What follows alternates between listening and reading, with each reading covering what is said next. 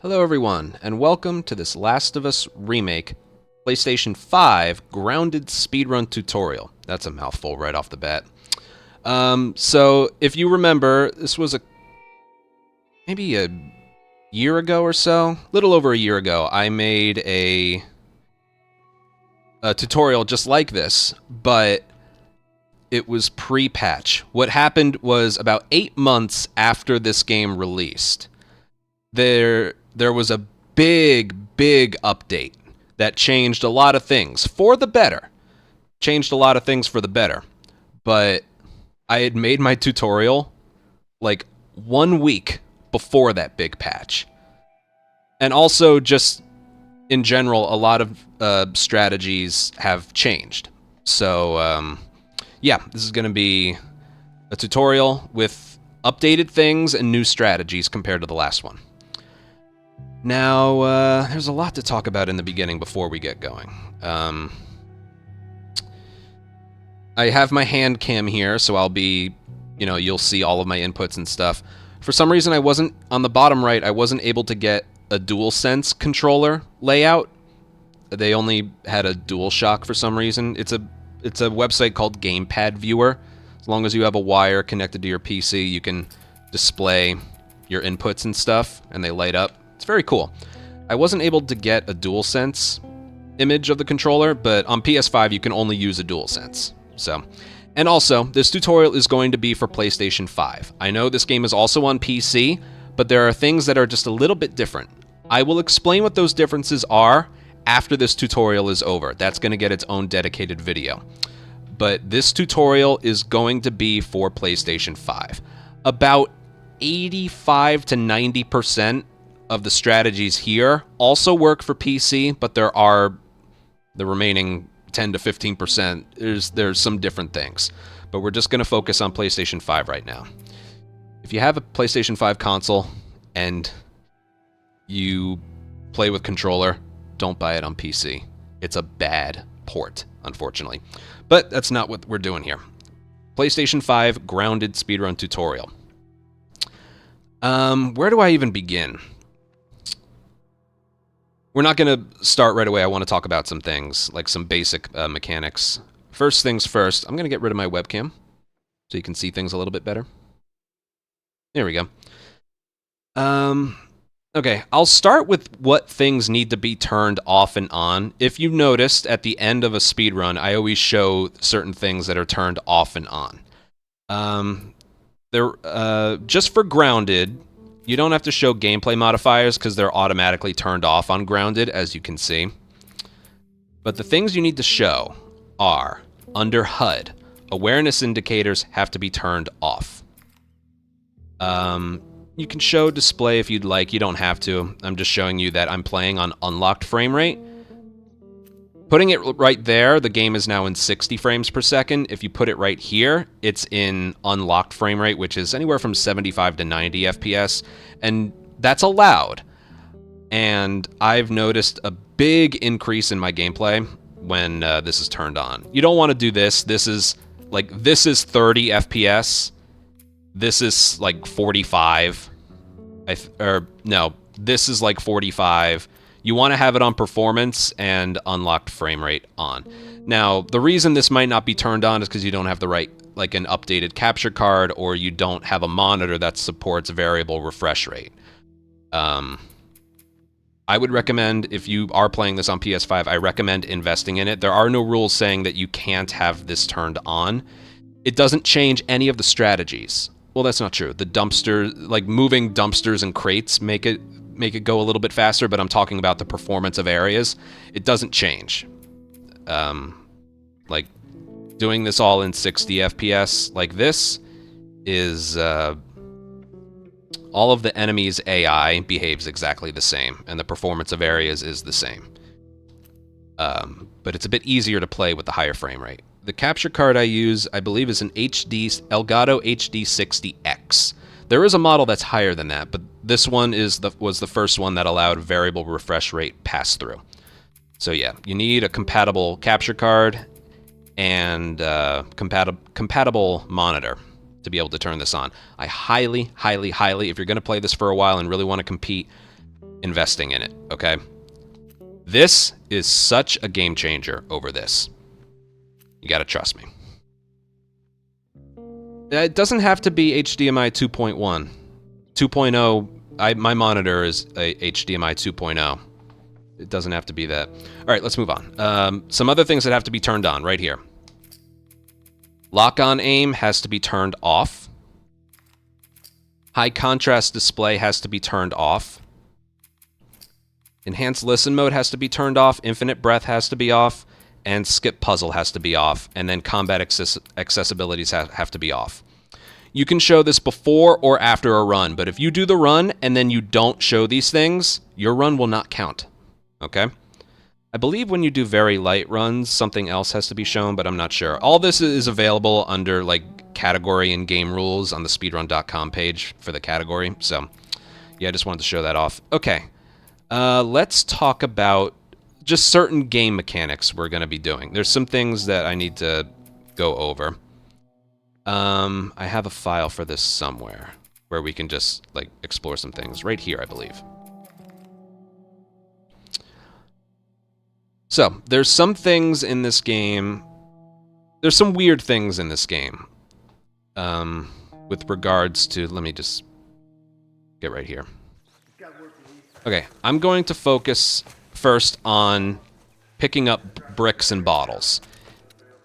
In the original game, if you had something in your hand like a gun, and you hit triangle to pick up a brick or bottle, you would pick it up, but the brick or bottle would teleport to your pocket or your backpack, and you'd still have the gun in your hand. In this game, however, you're forced to put the gun away. On your right. Ellie, shut up. There's a guy up on that second floor. I'm talking. Shut up. Anyway, you're forced to put the gun, whatever you had in your hand, away. And then you have the brick in your hand. There's no way to like count. Here, I'll show you. I have a bow. I'm gonna pick this up. Bow goes to his back, and brick is now in his hand.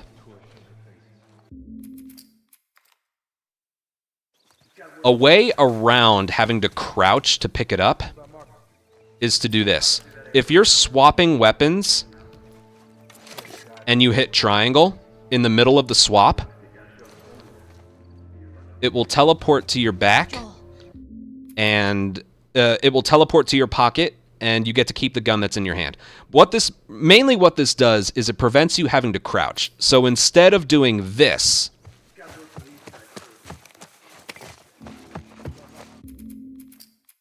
you can do this. See that? Only reason I'm mentioning that is we do that quite often in this run. Okay? Now, we don't use the pistol that much in this run, but you can also pick some things up, like ammo and crafting ingredients, if you're reloading a gun. If you're reloading a gun and you go to pick up a brick or bottle, the brick or bottle teleporting to your backpack won't work because you have to manually... Unlike crafting ingredients and ammo, you still have the gun out. He takes it and he puts it in his pocket. A brick or bottle or a bomb, you pick it up and it's in your hand. That's the main difference there. So if you're getting a bomb, brick, or bottle, you have to do the weapon swapping glitch. And it mainly works from nothing to left holster or right to left holster. If you go from left to right, it doesn't really work that well. Normally, it works best if you're going, again, from nothing to left or from right holster to left. Every single pickup I do like that is always going to the left holster. And it works with rifle, shotgun, yeah.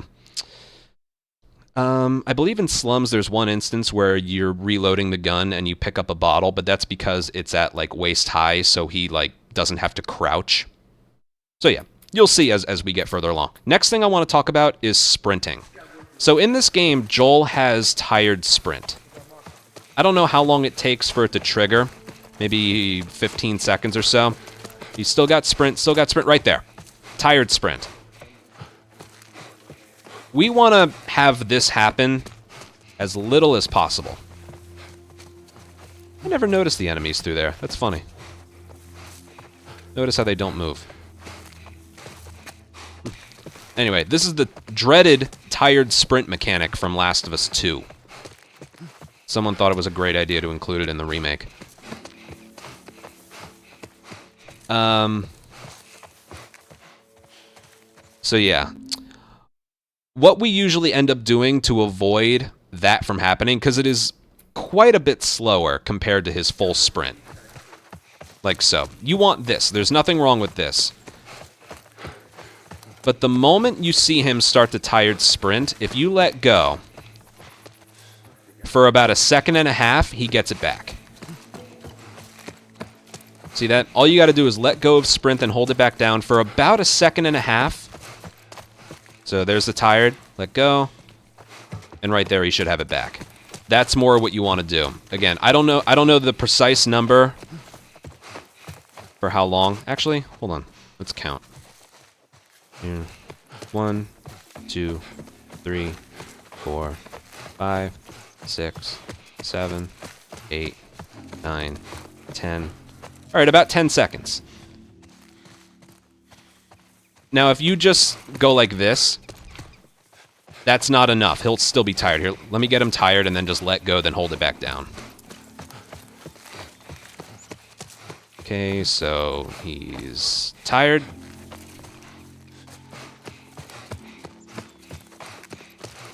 And he can still sprint. He can still sprint a pretty long ways, but notice how when I let go, then hold it back down, there's still like a grace period of when he's like jogging. There's a lot of things like that. I call them like residuals, where you'll do an input, but it like won't happen right away. See that? I don't necessarily recommend doing that. Again, it's not 1 second. It's about 1.5 seconds let go that he'll get all of his sprint back. But yes, there's that. Now I want to talk about the main timing method for remake runs. That is speedrun mode. This is the thing that myself and 3 others consulted with Naughty Dog on. And, yeah, it's so freaking cool. It's so freaking cool. It's a built-in speedrunning timer that pauses when the game is paused, when a cutscene starts, and while you're restarting checkpoint, and pretty much when the screen is black. I have a video here I want to show you of it in use. So, give me a second here.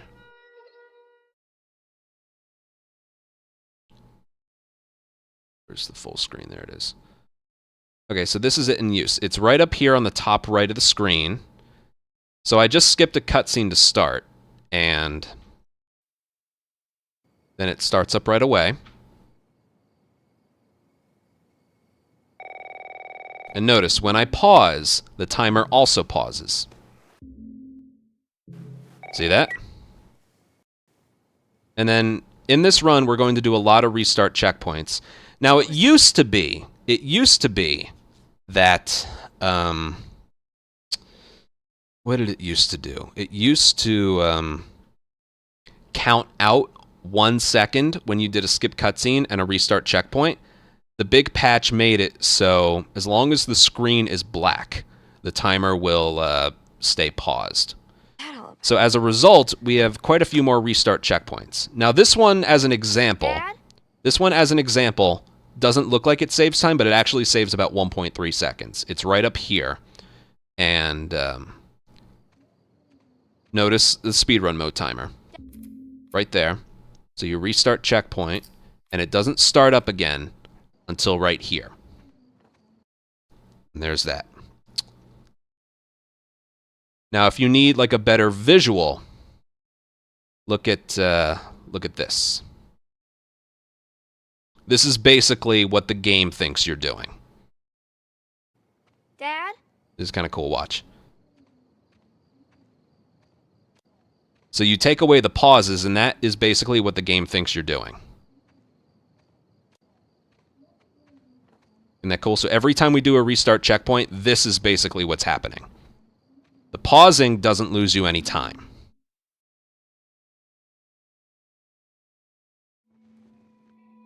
Okay? We're not going to put speedrun mode on for this tutorial because you can't make save files, and we're going to be making a lot of save files while we do this. Okay, next thing is when it comes to controls, you have the option, you have the control over like how to customize your button. I've seen some players open a door with R2. You can do that if you'd like. There's no rules as to what you bind things to. And it has a very customizable control thing here. Let's see. These are my personal PS5 Remake sensitivity settings. These aren't my settings when it comes to Part 2 or Part 2 Remastered, or even PC Remake. They're all slightly different. You got to find what works for you. But this is what I use for PS5 Remake. And you can put it to whatever you like. Now that being said, all of like the things that I showed you here, like the lock-on, the high contrast display, the enhanced listen mode, that's all tied to a file. So if you've noticed in a lot of my speedruns that I do when I'm live, I will select load game and then load up a full like completed file right here. That's because the file remembers what your settings are. Okay? Let's say hypothetically, I remade all these save files here, but let's say hypothetically, I load up this file from May 9th of this year. It's July 23rd right now. If there's a setting in this save file that has something off about it, like I have awareness indicators on, or I changed something with this sensitivity, it's going to be in this file. So if you were to load this up and then do new game, you're going to have some stuff either turned on or an aiming or camera sensitivity that you don't prefer. That's why, again, this is just my example. I have a completed run right here with all the things that need to be turned off are turned off, and the sensitivities are exactly the way I prefer it. So I recommend before every attempt, loading up that file that's special for you, and then doing the run from there. Because if you practice an area via a save file and then do a run, something might be turned off. That being said, if you just start a run,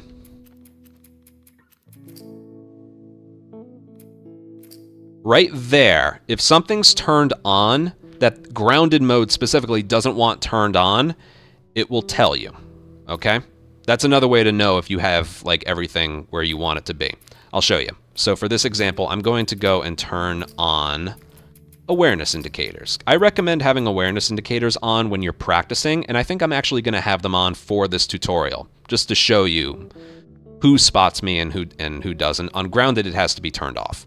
But I'm going to turn it on to stealth mode, and then start up a file.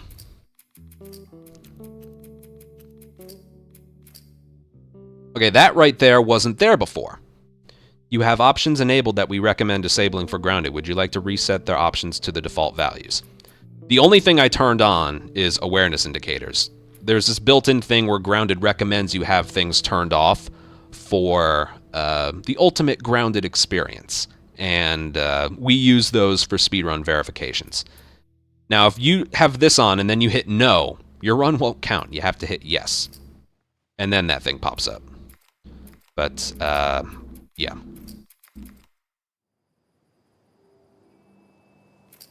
Now, I told you, for this tutorial, I'm going to have them turned on. It basically is like a white... Well, it's like the picture shows. It starts out as like a white line, and then it gets wider and wider when It has to do with enemy eyesight, and then it flashes red when an alert happens. I will have this on for the tutorial, but when you're doing a run, it has to be turned off.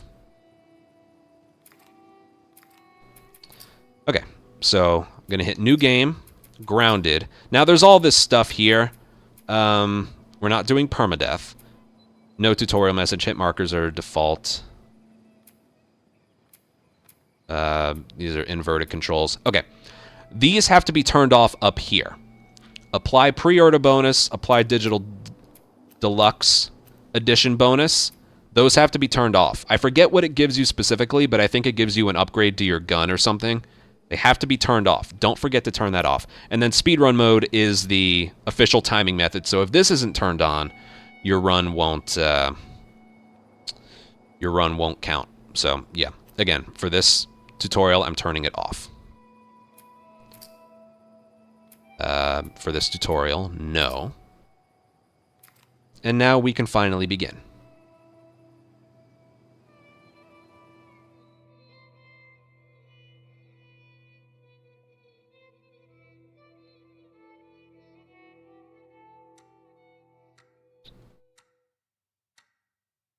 Okay, here we go.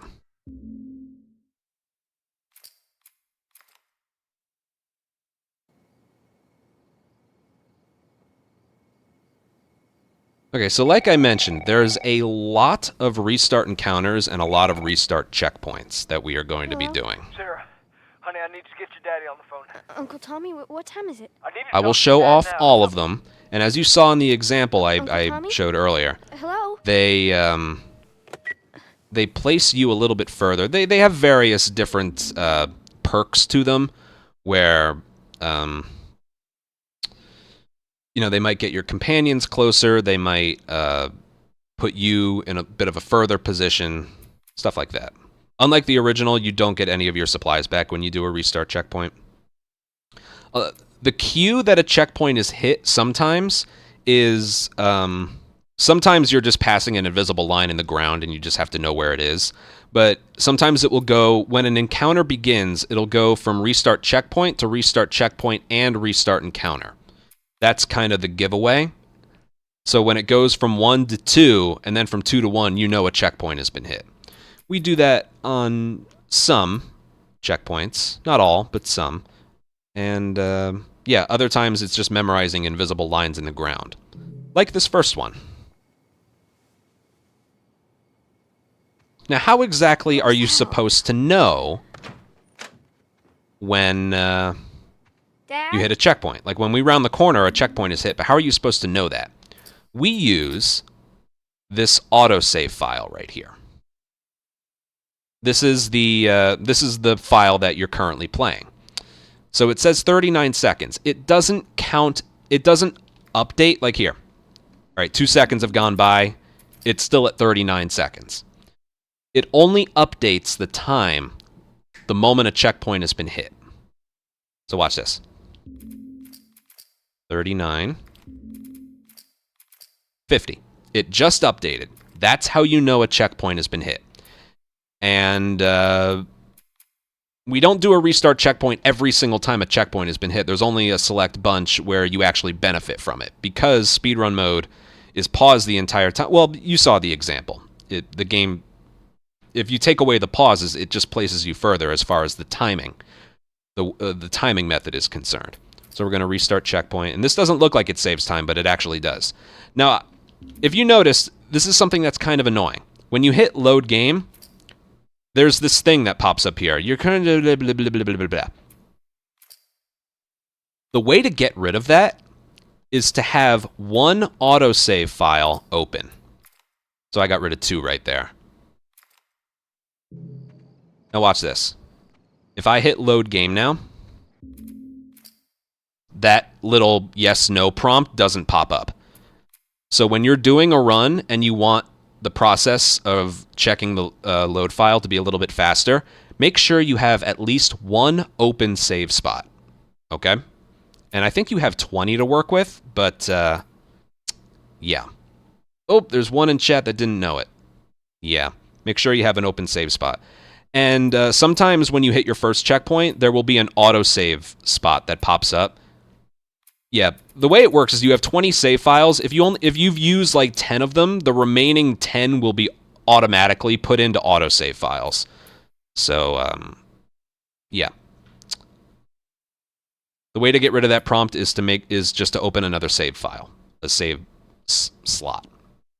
Yeah, it makes the whole process of checking much faster and more convenient. Okay, at the very bottom of the stairs, you see 51 seconds. What was that? Right. That should be good. Yep, it changed. So we hit a checkpoint. And it's going to place us a little bit further. Just a little bit.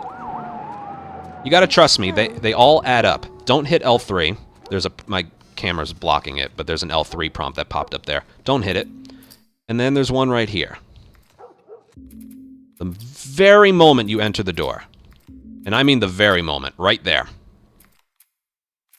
This checkpoint puts you right... like she's already opening the doors. There you are. Okay? Sarah, are you okay? Now, Yeah? unlike the original game, Does anyone come in here? this game adds... Who would come in here? all the Don't go scenes near are the still door. there. Stand Are back still there. here. Dad, you're But they've kinda turned them freaking into me out. cutscenes so they look a little bit going on? better. It's the Coopers. Something right with Certain, you know, this game is made with, like, real-time cutscenes instead of pre-rendered. So, if speedrun mode was on, the timer would stop right there. So you'll be able to notice that it's a cutscene. In the original, Timmy! Dad? this is not a cutscene. This is just part of the game. But they made it a cutscene in this game. So, yeah. Hey, Sarah. Skip. How you holding up, honey? I'm fine. Now, I do need to mention, there are maybe 5 or 6 cutscenes in this game that are actually faster to watch through because of when you're able to move Joel. Like, there's a couple examples, like in Downtown when they introduce you to clickers, or in the science lab that introduces the fight, or when Henry abandons you. I'm just listing some off the top of my head. Those specific cutscenes, you're able to move Joel like a little bit before the timer starts back up again. I'm sure not completely intentional by the developers, but just like those very small restart checkpoints, the time adds up. You just got to trust me on that, okay? Can we hear us on the radio? This is not skippable, sure thing. unfortunately. So what else is there to mention? We don't pick up any parts in this run. Cell phone. No radio. You know, the parts that upgrade your weapons. We don't pick any up because this game has the part 2, Said, Army's put up roadblocks on the highway. you know, the gun upgrading animations that sometimes take like 20 seconds. So we don't have time. And thankfully, we don't really need it. Probably a lot. We don't really need it. Family all mangled inside We their do house. pick up supplements. Right. We pick up 50. Not 50 individual ones, but ones that add up to 50 because they're in increments of 5 and 10. They got no clue. And we upgrade in the elevator shaft in Hotel. And you can upgrade either weapon sway or max health. I've seen other runners do different things. I personally do weapon sway because it's pretty bad. That's Lewis's farm. I hope that son bitch made it out. What else? Just like in the original, there's some prerequisites for Sick? what type of ammo you'll get dropped and how many. They said it's just, It's actually the same as the original, I Didn't believe. Jimmy work in the With city? pistol, you'll only get ammo dropped right. if you're at 3 or less. Fine. Shotgun and revolver is 2 or less. I believe rifle is 0, but we don't rely on that. You get a lot more ammo in this game compared to the original. I got a kid, Joel. So do But we. we have room. I think that's kind of all you need to worry about. Arrows are annoying because Someone else will come along. on grounded, Should you we- have a 20% chance of getting your arrow back if you body shot kill an enemy. If you headshot them, it's 50%, but I rarely ever get arrows back. Of the 4 or 5 arrows we fire in this run, you just have to get 1 back. Bad. So, Everyone and their mother had Yeah. the same damn idea. And the thing that's probably going to be the most difficult thing to explain about remake speedruns for Grounded is in the original... Tommy! Holy shit! In the original, there were very set strategies. Like, this is what you have to do, no questions asked. In Remake, there's a lot of different things you can do for a lot of different areas. Move. What are they running from? Get us out of here. I'm trying. So, Oh no. yeah, I'm going to be going over Can't multiple stop here, different Tommy. ways Drive through! Get back up to do there! areas. They're behind me too! There! Hold on! Go! I'll tell you what I personally do, maybe what the fastest thing possible is. But, yeah.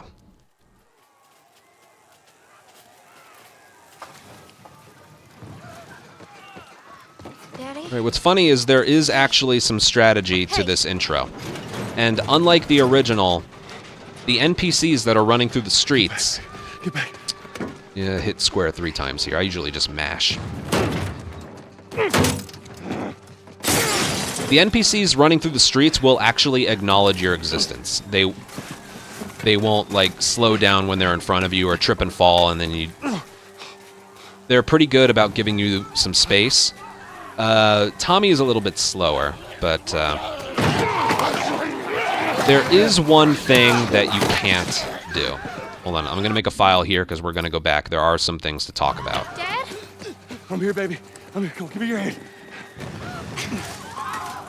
I'm going to do, you know, first and foremost, I'm going to do like a normal intro, Pretty bad.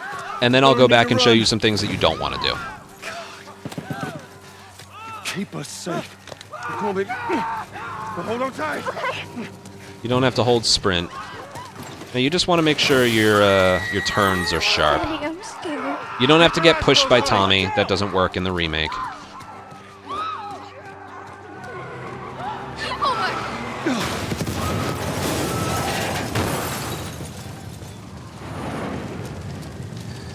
Those people are fighting. Just make sure I'm running as straight as I possibly can. Shortest distance between 2 points is a straight line. And Tommy's a little slow, so I won't block him.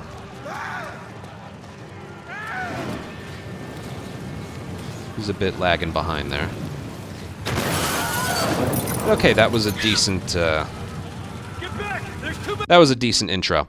So what happens with Tommy here is if he runs all the way up the street and then is standing right here when the explosion happens, he reacts to the explosion and then he doesn't start walking towards the gate until maybe he takes longer to start walking to the gate. So what you want to do when you're back there is you want to block him once. In this particular instance, I could tell he wasn't... he was pretty far behind me. You can tell by his line of dialogue. Over there. If it happens later, you don't need to block him. If it happens early, you got to get in front of him when you get past that fire truck. Now, you trigger the explosion past these tiles of bricks right here. Okay? Once you pass those tiles, that's when the car that makes the theater explode spawns in. Okay? So you do want to get to this point as fast as you can, which is why I recommend the sharp right turns. Now, there's a big, big thing that you don't want to do here. I know we gotta rewatch this. We might have to rewatch it a few times. There's one big thing you really don't want to do here. So in the original, there was always it was a scripted sequence where an NPC would walk in front of a window Dad? to one of the stores, and then a runner would jump out of the window to tackle them. What is it? My leg hurts. How bad? Pretty bad. We're gonna need to run. Yeah, you know what? I'll update. No, I'll keep the save file here. When you're practicing areas, you want to like simulate it, you know, happening from the beginning. So I'll keep the save file right there. What was I mentioning? Yeah, in the original, the runner would only jump out at an NPC. If you run in front of the window, Keep us safe. the runner wouldn't jump out. Now hold on You might tight. have an idea of where I'm going with this. Daddy, Daddy, I'm scared. Just keep your eyes closed, honey. Joel, watch out! Basically what I'm telling you is you want to run in a straight line, but don't do this.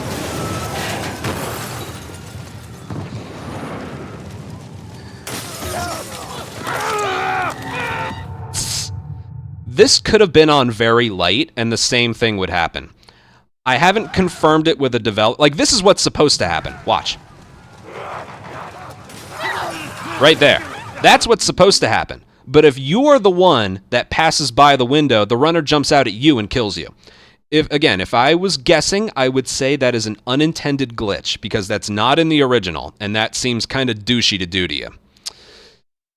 So yes, when you're running by, stand on this curb and then turn the corner there. Or you can run this way and do this. Either works. But yeah. Oh, I gotta get rid of one of these files. See that? You don't want this to pop up, so. I'm gonna get rid of another one. I'll get rid of this one. See that? Okay, now let's go back here. Here, I edited that out for you. Okay, let's do this again. So that's really all there is to it. You can tell if there's going to be someone that triggers that runner through the glass by how they run. They do this slow, like, tippy-tap walking. Like they're trying to sneak. Actually, right there, see that person? They're going to trigger it. The way they moved, you could tell. So with that, just go this way. Perfectly fine. Now Tommy's getting blocked by people. But he's still pretty far ahead. So what you want to do is run this way and block him once. See, he's trying to get through. I should have blocked him a little more. But this is a good example I'll show you. If he's too fast, watch this. He reacts to the explosion and then takes forever to start walking. See that? So in that instance, the dialogue over there, it happened kind of early. So you want to go left and then block him a little bit. I should have blocked him a little bit more. But yeah, I'll do all of that one more time. Keep us safe. One more time. We have an entire game to get to, so. Yeah. Daddy, I'm scared. Keep your eyes closed, honey.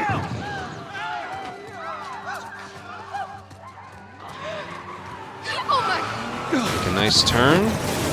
Check if anyone's going to trigger the runner. I don't see any, so I'm going to go this way. Just by doing that, you're fine. Look at me, baby. All right, Tommy's pretty far ahead, so we're going to have to block him if we can. Is he going to run ahead of us? Oh, he's ahead. I've never seen that before. Okay. Well, he's getting blocked by a person.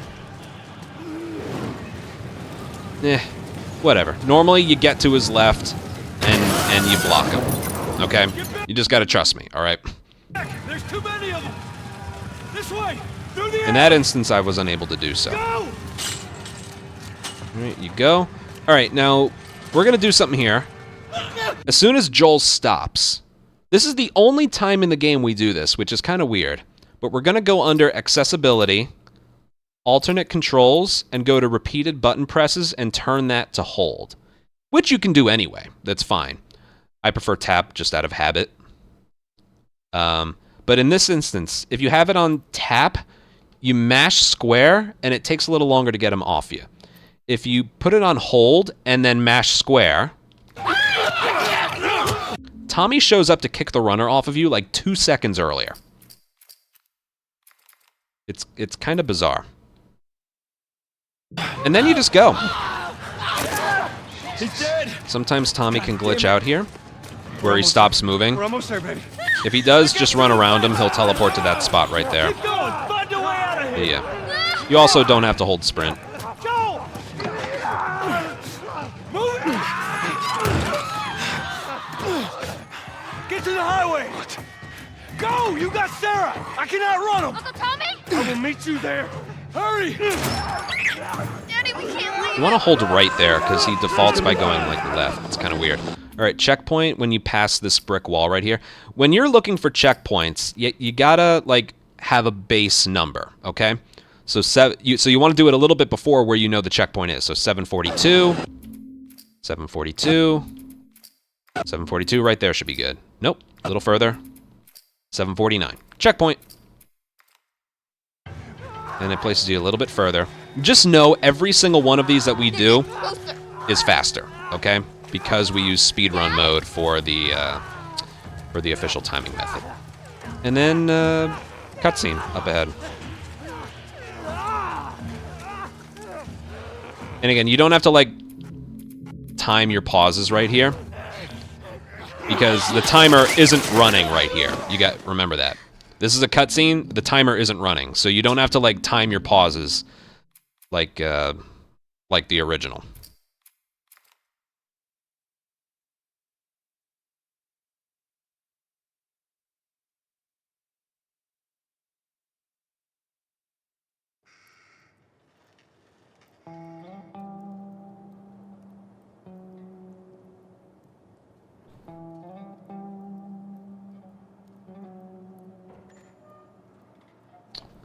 Okay. Now there are some things to do here. Only a few hours left until What you want to curfew. do is walk to the right of Tess, and then when she starts moving, like that, go left.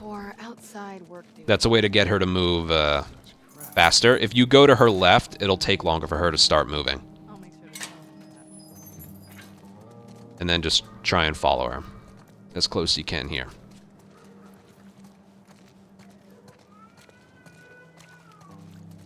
So yeah, you want to walk to her right. Just a little bit to her right. Then when she starts moving left, then turn the camera towards left. Okay, I'm going to make another save file here. Because there's two different things you can do here. Ration line hasn't opened yet. Again, holding sprint does nothing. You're going to get pushed by Tess here. There's two different things you can do. One's safer. The other one is faster. You can choose to either go left right here and you'll make it in front of this guy, and it's a little bit more of a direct path towards where you need to go. But that's not the fastest thing. The fastest thing, as you saw, she surpassed us, is getting pushed by her the entire way. So let me show you all that again. Compliance with all city personnel is mandatory. Look at that. Ration line hasn't opened yet. Must be running low again. So again, the second option is you get pushed by her the whole way. And it looks like this. She's going to push you a certain ways, and then she'll make like 3 different like little left turns towards the gate. Seems like more people are getting infected. Okay, so This means more people you want to be off to her left. She'll do 1, 2, and then 1 big left turn. This is faster than what I just showed you. Okay? By about 2 seconds. Drive on through. That actually does take some practice. So I'm not going to show it again, but I recommend just getting used to that, okay? It's 2 seconds Day faster. off. Visiting a friend. All right, move on through. Thanks. Get out of here, go! I should also mention, nothing's blocking the bottom left or the bottom right of the screen. There's nothing there. Heads-up display is disabled on grounded. I forgot to mention that. When you hit left, right, you can still see like the guns and how much ammo you have in them, but you can't see how many hits you have left in a melee weapon or uses left in a shiv or, I think I mentioned how many bullets you have left in like a clip or something. But yeah, for this tutorial, the cameras aren't blocking anything. And again, on the top right here, this is the time we use. Yeah, you can use the time on the right if you want, but I use the time that's in the file. So 1022. 1022. As soon as you're able to move Joel here, you want to restart checkpoint. So it's as soon as you're able to move him right there. You can do the pausing over and over to check. It's as soon as you're able to move him. One way you can tell is his head will go like there. His head will go back a little bit. So he'll be like that, and then that's like the cue I use to know that the checkpoint right there was hit. So restart checkpoint. It turns him around, and Tess is a little bit further along as well. You know what? Let me make a file right here again. Because what you want to do Looks like the coast is clear. Come on. is, if you approach this door from the front, you saw he kind of got blocked a tiny bit. So if you go back, and we do this quite a few times throughout the run as well. If you approach this door with the camera turned around, you enter the door earlier, and the whole animation is just a little bit faster. It's a little bit over a second faster. And also one thing to mention, you don't necessarily want to make a beeline towards the door, because when you get close, see, looks like the coast is clear, and then you're kind of getting blocked by her. She's not quite ready, and the door isn't open yet. So what you want to do is give her a little bit of space. So I usually go this way. I see if she gets blocked on anything. That's pretty fast. I take a bit of a wide turn, and then I go. That way she's up the stairs by the time I get to her, and then I turn around. Just kind of like that. I'll do that one more time, and then we'll keep going. So again, try to not make a beeline. She's moving fast enough, so that looks good right there. Come on. And then when you start up the stairs, turn the camera around. I like to hug the right wall there once you turn around, and yeah. Watch for the easy route. Catch yourself up, all right? Okay, checkpoint right here skips the healing. This one's important. Pre-patch. When was the patch introduced? I think April of 2023, I think. It used to be that if you did a restart checkpoint here, it would skip the healing because you healed, but you didn't get the health back. Here, you skip the healing animation, and because you're forced to heal here. You can't move until you do. But the moment you're able to move Joel, if you restart checkpoint, at least post-patch now, you've healed and can start moving right away. So it's right when you notice Tess move is when the checkpoints hit. But of course, we use the autosave file here to know. So right there, she just leaned one way. That right there is the cue. So restart checkpoint. You skip the whole healing animation. You can see on his arm, he already wrapped it up. But Outside the wall. yes, and because this is now post-patch, what is the patch number anyway? They haven't updated. They're done updating this game. Version 1.003.000. That's a lot. Okay. Last update was my birthday of 2023. How about that? But yeah. Cute. Hey, Tess, you see that shit? I always call it post-patch. The patch added and fixed like a lot of Just things. used it. No patrols. And where are you off? There was a video that got pretty famous called Things I Don't Like About Remake, and I went through a bunch of weird things, like you swing a melee weapon and he'll like spiral around the enemies, and yeah, it was Well, what did you it was tell weird. her? The truth. I got no idea where he's hiding. Good man. Hey, you stay out of trouble, all right? Military's gonna be out in force soon. Yeah, see you around. Just a lot of weird stuff. The patch fixed almost everything. Almost everything. Marlene looking for Robert? What do you make of that? I don't like it. And that restart checkpoint for the medkit right there was one of those things. Before, he didn't get the health back. Now he does. All right, halfway between these tiles here, the flat tiles. 11, 16, right about there. Nope, little further. Little further. There we go. 12, 14, restart checkpoint. You and Tess are inside the room. How's it going? And I just do this because it's funny. How we looking over here? In the original, I like to knock things down for fun, signs of but everything is glued to the floor. You can't knock anything over, which is boring.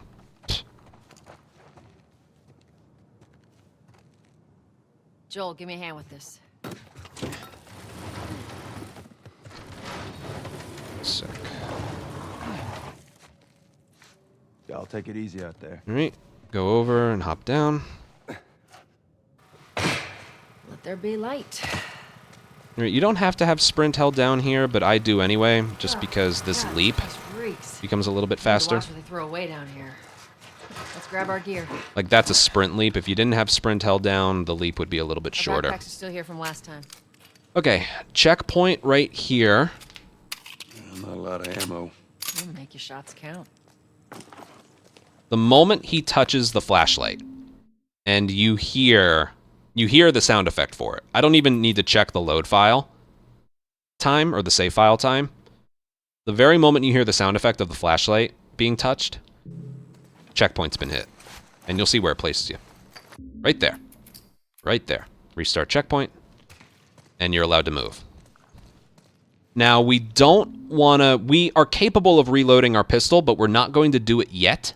Because, why? Yeah, we reload the pistol and then pick up some other ammo while we're doing it, so we don't have to crouch to pick it up. The kind of thing I was talking about earlier. So even though you can reload your pistol and it's tempting, don't do it. Okay. Now right here, just move a little bit right and get back a little bit. Then mash triangle. If you're in the wrong spot, it'll take you, Joel, a little while to readjust. So, right in front of her and a little bit to the right is what I do there. Triangle. Go on. Very tempting, yes. All right, another checkpoint right here as he's climbing out. 1344. When I notice his left foot get in the screen, that's kind of when the checkpoint is. So again, 1344. So you see his left leg. When I see his foot, that's when the checkpoint pretty much happens. Right there. See his left foot? Right there. That's the checkpoint timing. This one's big because it this one does save a lot of time. Look where this checkpoint places you. So he's still placing that down. You're able to move him right away again. Now right here, you can't run. You can't run. And you can't leap over anything. And as you're going to see right here, crouching is faster than walking. It's very visibly clear that's what's going on. So when you make it out of this room right here, you can start. Be careful. Here, watch. I'll hold down sprint. Trick question. And you'll notice when he starts moving. So, right as soon as he gets out the door, that's when you start. So the very moment you can move him, crouch, and then stand up once he's through the door. It doesn't really have anything to do with the dialogue. It just has to do with Joel's positioning. So, be careful. Crouch. When am I not? That a trick question. Stand up and go. Nice and simple. All right.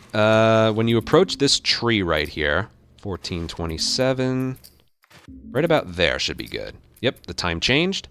So, restart checkpoint places you. Where's the ladder? It's gotta from be around there here somewhere. To here. So then all you got to do is Where's the go ladder? this way and get the Gotta ladder. be around here somewhere. You're a lot closer. Great, bring it over. And again, you just got to trust me. Every single one of these checkpoints makes a big difference with the speedrun mode timer. Just got to memorize them. Okay, this one, I don't usually check the load file time. It's as soon as he hops on the ladder and is able to start moving up. Ladies first. So right about, you hold sprint forward and You X, must be thinking of right about there. Right there, Someone because you else. can see he's about, he can move up. He can start climbing. So like, he climbs on the ladder, right there. Again, you yourself can check the load file times. Just watching, the best way I can word like all the checkpoints in this run, just watching where the checkpoints are isn't enough to memorize them. You got to do them yourself. And then just it'll internally just store in your brain over time. Oh, I do one here. Because then once you've done it once and then you like forget it, it's like, wait, something doesn't feel right. Oh yeah, I was supposed to restart checkpoint there. That happens all the time. Trust me, repetition of doing it yourself will lock it in your brain, okay? Because I don't have anything written down. I just know where all the spots are. So he hops on the ladder, restart checkpoint. I'm going to make a file here because there's something to explain. So Tess is going to go down the stairs Down through first, here. and then she's going to push you. Think Robert's still got our guns? Sometimes she doesn't, but you get through this here, and Get our then merchandise back. It should be easy to unload. she's supposed to push you, okay? There's a checkpoint right here in front of the doorway. 1504. 1504. 1504. Right there. Literally, once you get through this door, restart checkpoint, and it places you in the same spot. But the thing is, when you notice the spores and are putting on the mask, you can't run. it disables your ability to run and crouch. It's kind of weird. So you're able to start running the whole way. That's why I made the file. I want to show you an appropriate test boost. Kind of like we used to see with Tommy in the original. Pretty much the same Down through thing. here. You think Robert's still got our guns? Just go this way. He better. Once then we get our merchandise see that? back, it should... Sometimes she can boost you like really, really early. Let me see if I can get her. I'll give her a little bit of space and see how far she can boost you. I think you get the idea. But yeah, you want her to Down through push you. here. You think Robert's still Okay, got watch our this. guns? For his sake. He better. Pushing, pushing, pushing. All right, she got past me. But as you can see, it doesn't waste that much time. One more time. And then we'll move on to what is, after 55 minutes, will be our first enemy encounter. Down through here. You think Robert's still got our guns? For his Okay. sake.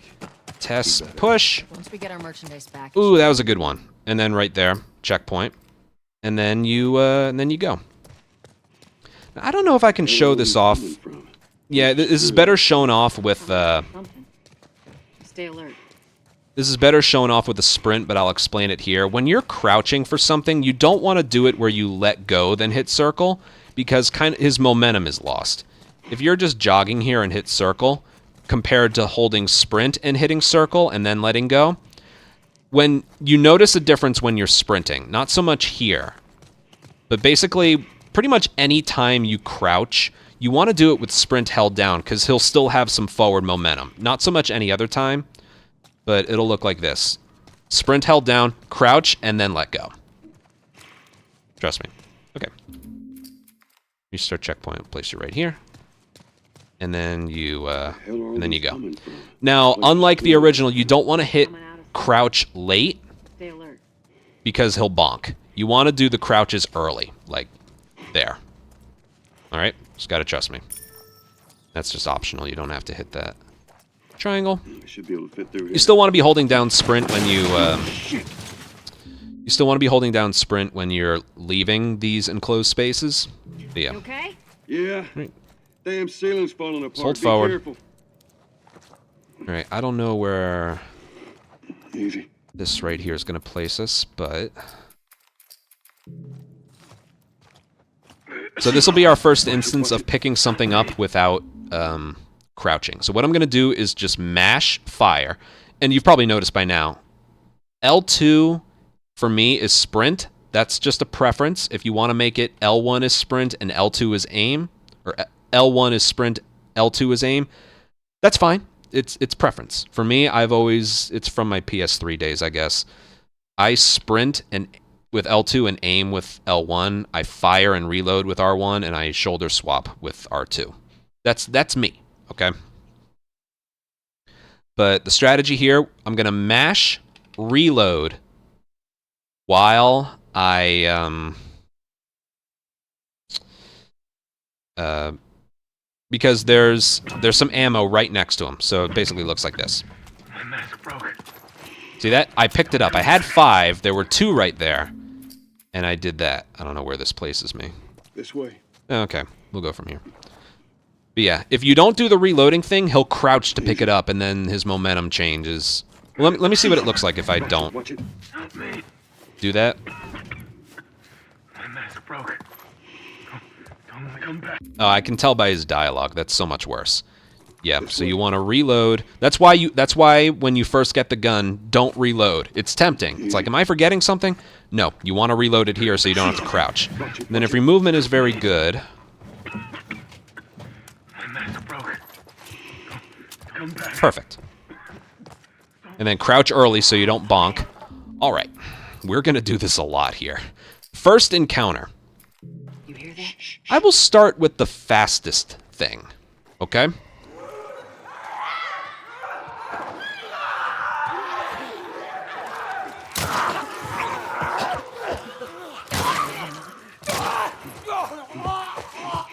All right, that's all of them.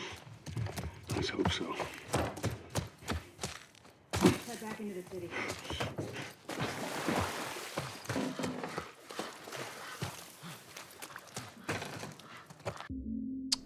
Perfect. I'm going to save that just in case I can't do it again. Now, that's obviously very difficult to do, okay? I'm just letting you know that's the fastest thing. From my count, there's like 4 different things you can do here. I'm going to show you each one. I might not go into super duper detail about each one, but I'm going to show you 4 different ways you can perform this based on your own comfort level and speedrunning standards. Like for me, I have to do that, okay? But you necessarily don't have to. Because if you mess it up and have to redo it, it places you all the way back here. So you lose all that time. So here's a way to do this without using any ammo. This game really wants you to approach that runner and grab it and choke it. So if you hit circle, it won't stand you up. It'll keep you crouched. It's very weird, I know. But we actually use that for a tiny little momentum boost in the beginning if you're not doing the other strat I showed. Let me see if I remember how to do this. So yeah, it's...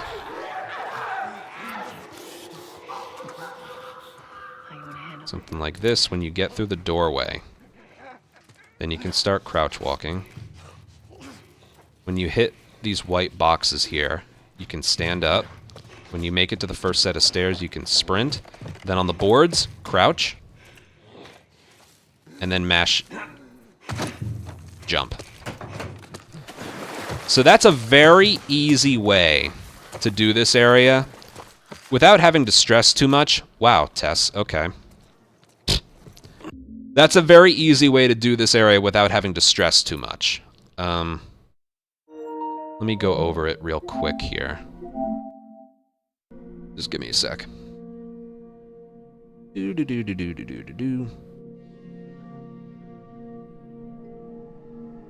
Probably going to be relying on this for a while. Again, what I do here is...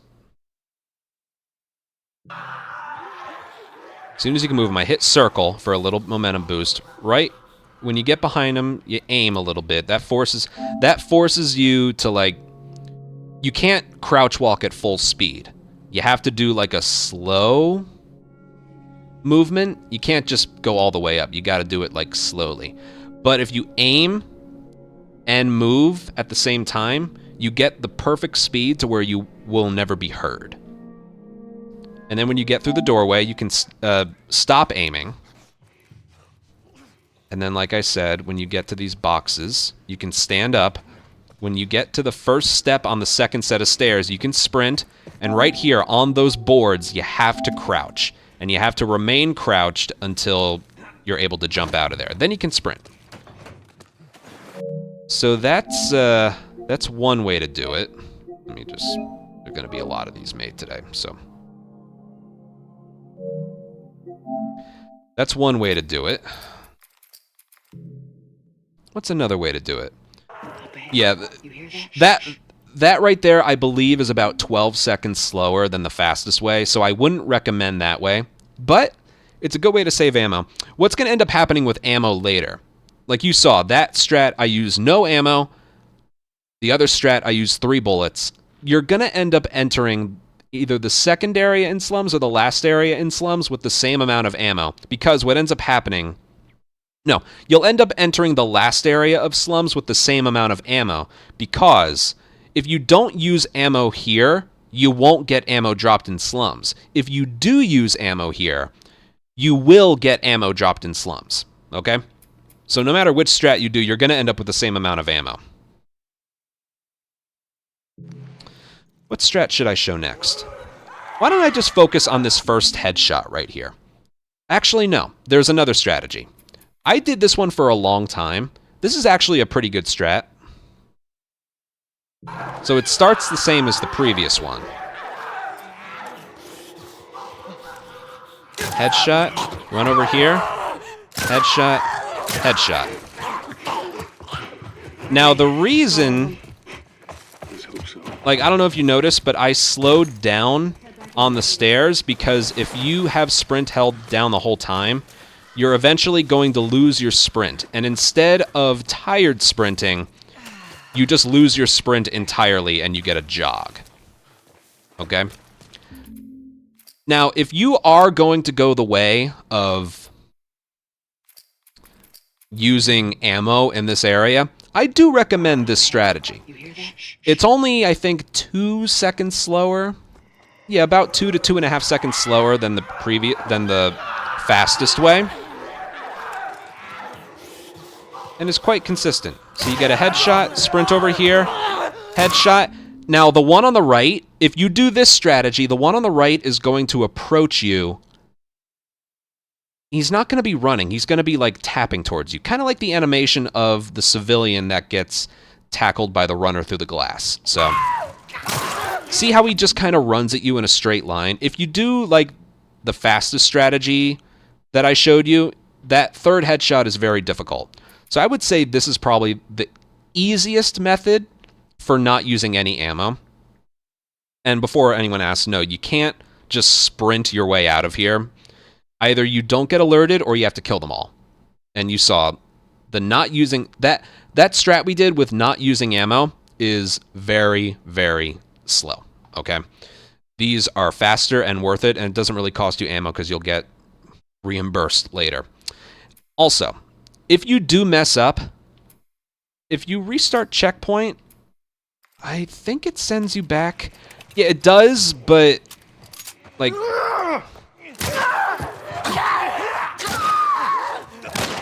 I don't recommend doing this from a restart checkpoint.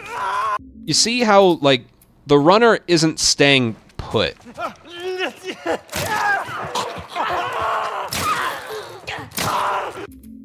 I guess this would be a backup. Because, again, like I said, the runner isn't staying put. So if you do restart checkpoint because you, like, royally messed up, I would recommend this as the backup. Maybe? Let me see something. No, that doesn't work either. I just want to try something real quick. Okay. I'll show you another strat later. But yeah, if you restart checkpoint, I recommend doing this. 1, 2, 3. See how easily he approached you? I want to show you that. Look at this runner. Did you see how easy he approaches you? He's not running, he's not like spastically running towards you. It's just a nice, simple, light jog towards you. That's what makes this strategy the easiest.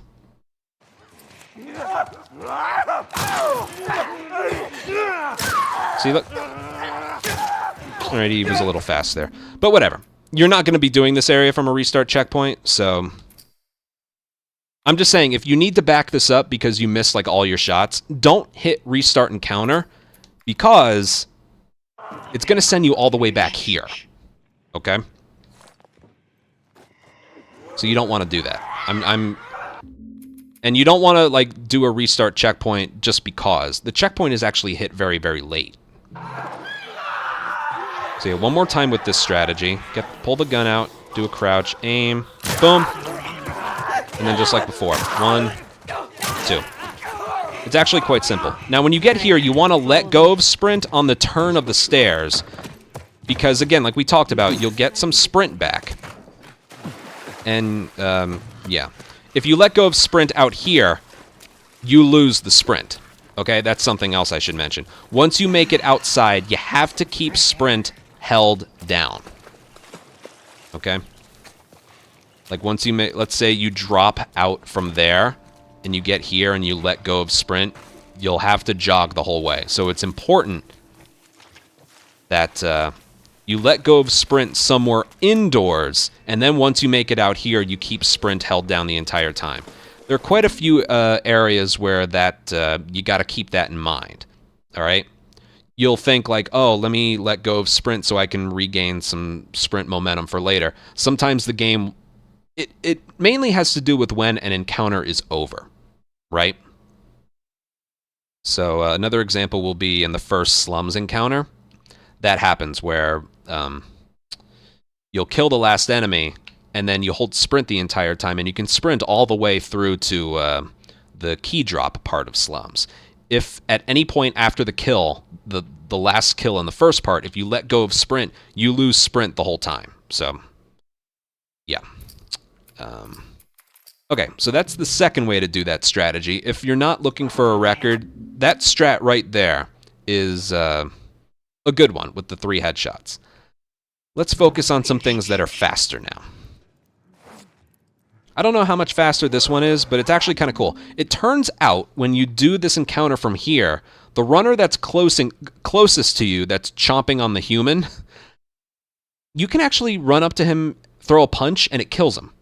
So that's pretty cool. It doesn't work on the runner that's further away, but yeah. But before we do that, let's focus on the fast headshot right here. What I do is, approaching this encounter, I'm holding sprint and aim. And I'm holding right, but I'm also moving the camera this way. So altogether it looks like this. And then I flick the camera up left and then fire. Looks like that. Now watch this runner right here. See that? And then you can do with this runner whatever you want. But if you want to do 2 sprint punches and then go, you can. It is slightly beneficial to use only 2 bullets here instead of 3. But yeah, apparently this doesn't work from a restart checkpoint. Oh, I guess it does. How about that? Regardless. You hear that? So yeah, this one takes some time to get used to. Something that's a little bit faster is the headshot before. I think the reason this works is because... Well, let me just show you. If you... Again, the game expects you to choke this runner out as like the only option. So the camera and your movement is a little glitchy, honestly. Here, watch. Like, I'm trying to stand up, and he won't. If I tried sprinting, the game would, like, crouch for me and stuff. It's weird. This is the only area that does that, too. The game restricts your movement and places the camera in a weird spot because they expect you to kill that first runner in a specific way. So this is the one area where trying to go loud and doing certain things will actually feel a little bit weird. You hear that? Oh, that's another thing. I don't know where it is, but it might be under HUD. There's a thing for a permanent center dot. And that's the other thing. Everyone's like, oh, there's a thing here for automatic pickup. I don't know where it is because I never use them. But you can have that on if you want. I just don't do that. There are some instances where you don't want to pick things up and it will pick it up for you. Also, with the reticles under HUD, there's a lot of stuff here. I've always preferred the dot reticle. If you want the circle, that's fine for you as well. Motion sickness, let's see. Permanent center dot. You actually can have this on. I personally don't. It's basically where the reticle would be once you start aiming. You can have this on. There's nothing, at least I think. I need to fact check that. I'm going to have it off for now, but I think you're allowed to have that on, even for grounded. You'd have to read the rules on speedrun.com for grounded, but yeah, the option is there if you'd like. All right, what are we doing? Yeah, I'm going to show you the kicking strategy, the fastest way you can do this. And practice this headshot over and over and over. It can be tricky, but it's once you get used to it, it's not that bad. Here, watch.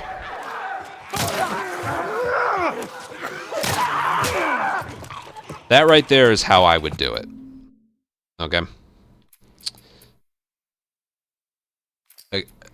That strat is a little bit harder to do than it looks.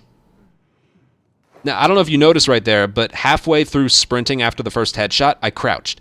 I didn't crouch. Like I mentioned, the game wants you to do the area a certain way, so it kind of messes with your movement and controls.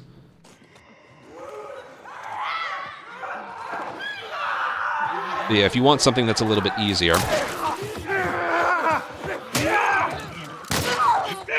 you can do that, or you can, you have options here. Okay?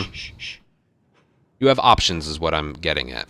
Whatever you feel like doing is fine. It's okay to use no bullets. It's okay to use 2 bullets. It's okay to use 3 bullets. You don't have to think about that right now. Don't use more than 3 is what I'm getting at. If I were to do this strategy, I would do it... Oh, I missed. Something else I need to mention with sprint punches. In the original, you would do sprint punches like this. Punch, and then move back, and then forward, and then do it again. Like back, forward. In this game, what you want to do is just keep moving forward. You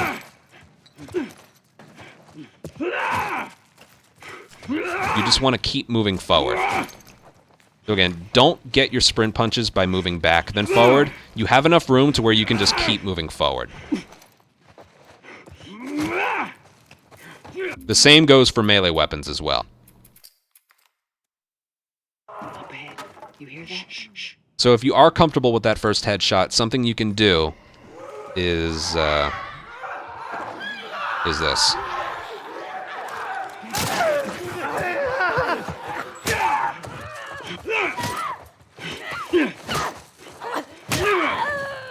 That is if you're comfortable with that. All right, that's all of them. Again, you want to let go of sprint on the turn, and then you can just keep going. Hold sprint the entire time, otherwise you lose it once you make it out of this building.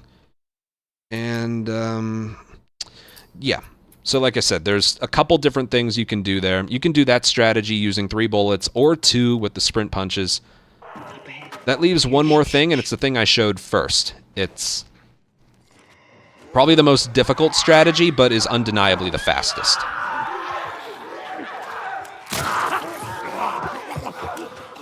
Headshot, body shot.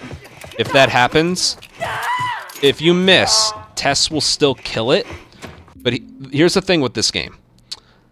If a companion is killing either a person or an infected on their own, you have to be looking at them.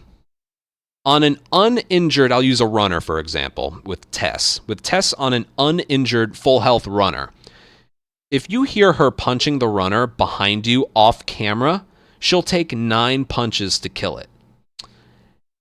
If the camera is on her, it'll take 3 punches to kill it. And that is pretty much the same for everyone, I think, except for Bill, because he uses a machete, so it's a little bit different.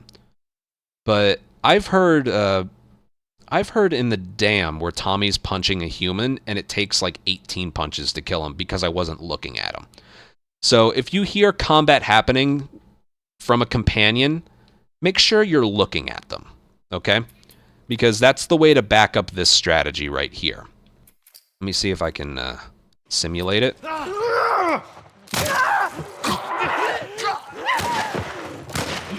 Hold on. Let me do that again.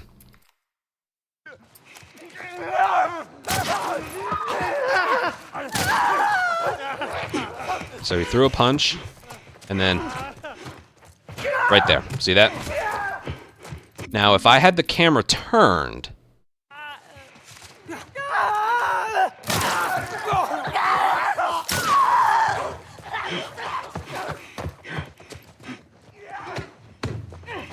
one, two, three. 1, 2, 3. 1, 2. Kill. Proof. Isn't that interesting? I don't know why the game does that. If you want her to kill a runner quicker, look at them. Okay? So the reason I'm mentioning that is because if you miss the 3rd headshot, you can still back this up. You know? Headshot. Oh, I missed. He'll throw a punch, run away from him, and then Tess does the job. And then you just go. Alright, that's all of them. Let's hope so. Let's head back into the city. So yeah, that's a backup strat for if you're trying to do the fastest thing, but you miss. Okay? Up ahead. You hear that? Okay. Let me try that again. I'll just try it a few times, because if you are going for speed, this is the fastest thing.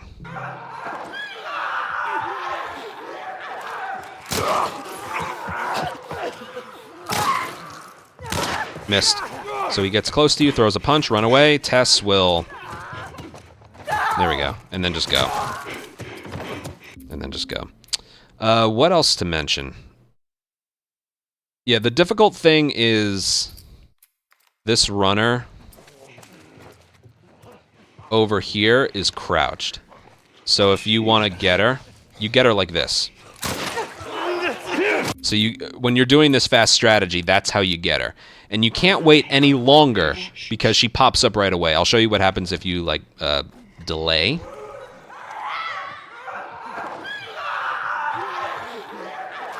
Like, oh, I'm going to take the time to line it up.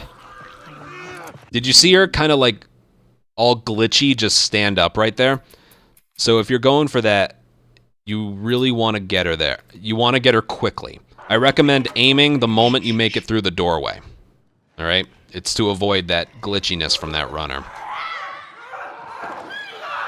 Let me see if I can get it. Boom. Boom. Got it. And then let go. Hold back down. Let's hope so. Leaving here, you can also throw a punch. A little bit easier to fall out of there. And then go. Triangle prompt you see is just waiting for you right there. I'm going to keep going, but yeah, that's what I counted maybe 4 or 5 different ways of perform. There's the no bullet strategy, which is slow. There's the aiming slowly at first and then getting the second and third headshots, which for a beginner, that's the strategy I would honestly recommend. The shots are easier to get than you might think doing it that way. The quick headshot and then kicking that one runner is it's a convenient way of doing the area. And also very fast if you're committed to only using 2 bullets instead of 3. But the one I just did there, that's the fastest way to do it. It all depends what you're comfortable doing. But yes. After you. Let's keep going. Fresh air. Because we have all of Slums and Cargo to still do. Cover the entrance. I got it. Alright, so just go over here. Nothing too weird or special here. Just go under here. Crouch early, remember. And I recommend holding sprint and X so he does like a little jump there. Here. The moment Pass it triangle to me. pops up there, just hit it. It's a bit heavy. Now, you can't see it, but this area works very similarly to the original, where once you make it inside here and start walking up the ramp to the right, Tess will teleport with the plank already in her hands and ready to place it down. If you're just waiting here, you're going to be losing time. So again, you can't see it, but Tess teleports into position right here. So yeah, you want to get up. You want to get up here as fast as you can, and then get around her. Try not to block her. Mash X so you jump off, Make sure there ain't any soldiers around. and then just go. It's clear. Come on. So you want to get around her when you get on the other side of the plank. Crouch. Like I mentioned, crouch with sprint held down and then let go. And then you want to enter the door like this, Shut it. because he's already facing the door, so he'll close it a little bit faster. All right, the moment Tess turns on her flashlight, that's the checkpoint. Checkpoint. You can double check with the load files, but yeah, right there's a checkpoint. As you see, it places me and Tess a little bit further ahead. And the game disabled your ability to crouch or leap or knock anything over. Everything's like glued to the floor. So this is boring now. This is clear. Look what they robbed from us. No soldiers, none of Robert's. Being able to mess up this place. Alright, there's nothing, there's no weird strat to do here in Slums. You know he's expecting us. In the original, you could get Well, blocked that'd by make it more Tess here a bit, but in Remake, it's a little bit more forgiving. So you can Good to go. hold sprint and just run forward and get off to her left. It's a lot easier. Hey, Tess, hey, Tess. Hey, man, how you doing today? Right there, you lose your running ability. You can't crouch, you just gotta move. You touch it, See that? Sprint, crouch, punch, nothing.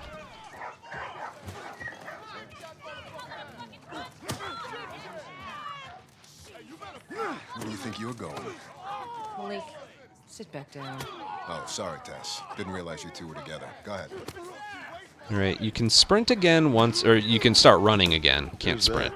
You can start running again once you get past here, and then just run towards this guy. You trigger this little in-game cinematic. It's not a cutscene, as you can see, but you trigger this little in-game cinematic. Come through here? In the original, it was Tess that triggered it. In the remake, it's you. He's there now. And then the very moment you can move Joel here, there's another checkpoint. So 2130. Nope. There we go. Checkpoint. And boom, it places us a bit further ahead. Very noticeable. Okay, now for slums.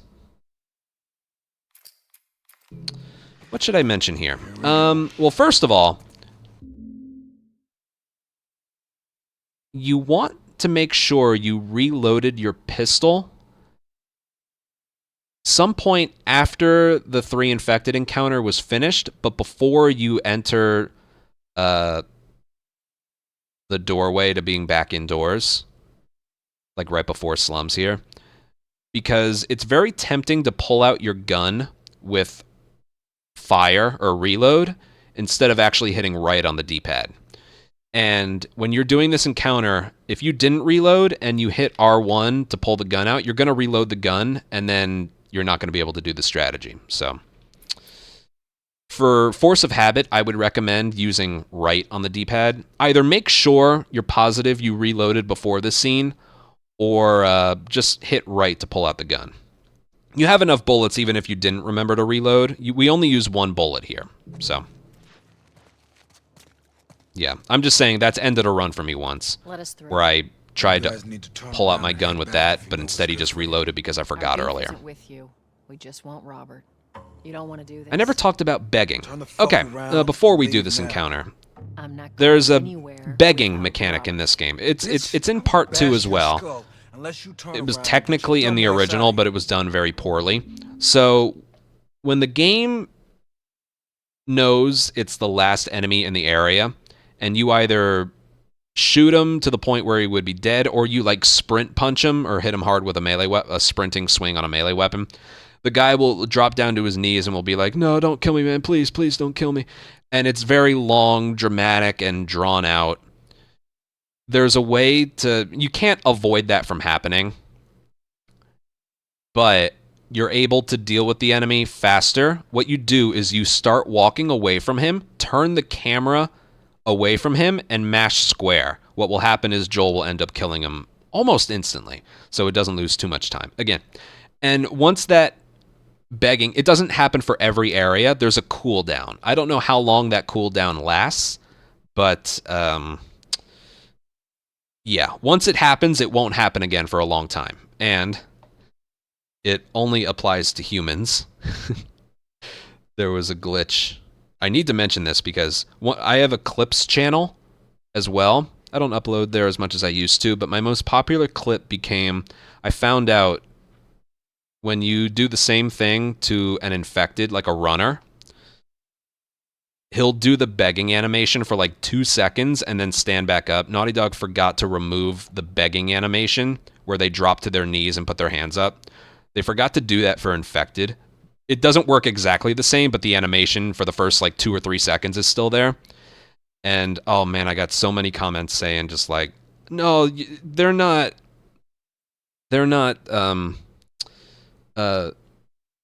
that's not a specific animation. I think what's happening is you're knocking... They're still human deep inside. You're knocking the infected out of them briefly." I'm like, oh my god, don't make it so deep. It's clearly a glitch. And it's so clearly a glitch, part of the big patch over a year ago was they removed that from the infected. You know what? Hold on. I need to show you. Alright, so watch this. I'm going to keep the audio muted, but just watch the animation from the guy. So he drops the melee weapon and he gets into that begging position. Show it one more time. That's still in the game, okay? But This is the thing that they patched out. Watch, it's the last runner in the area. And right there, you can see he gets into the he gets into the begging animation. It doesn't last, but for the first like 3 seconds of it, he gets into the begging animation. I couldn't believe it when I first saw it. And if you put the two side by side, it's the same animation, okay? Here, look.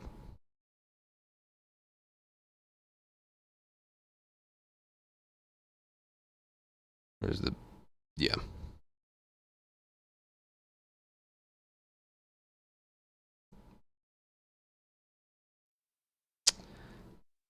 Yeah, but I don't know why I'm mentioning this. I got so many comments like, that's not a bug.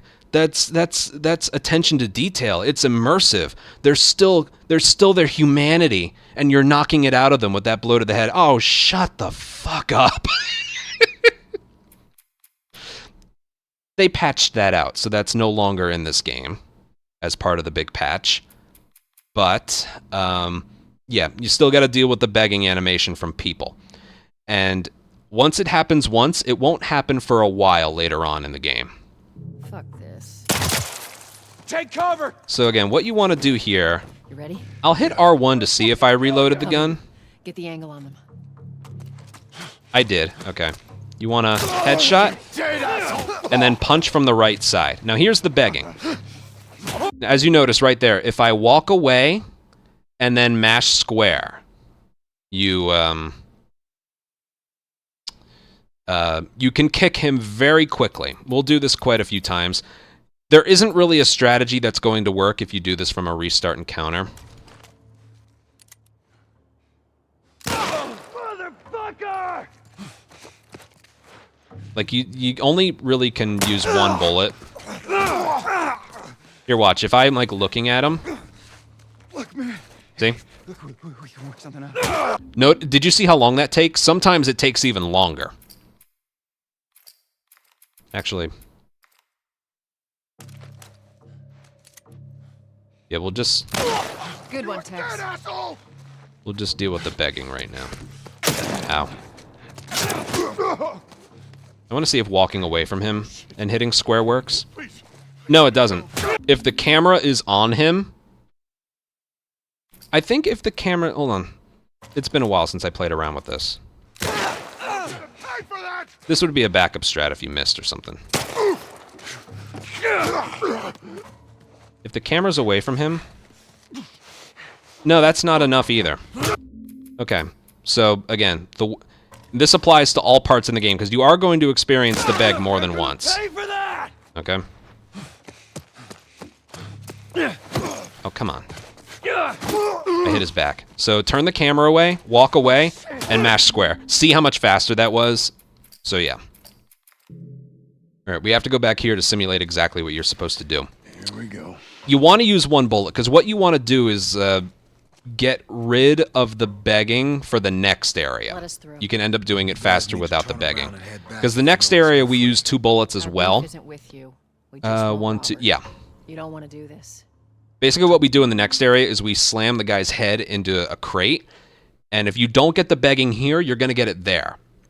And, yeah, you just don't want that. Turn the fuck around and leave now.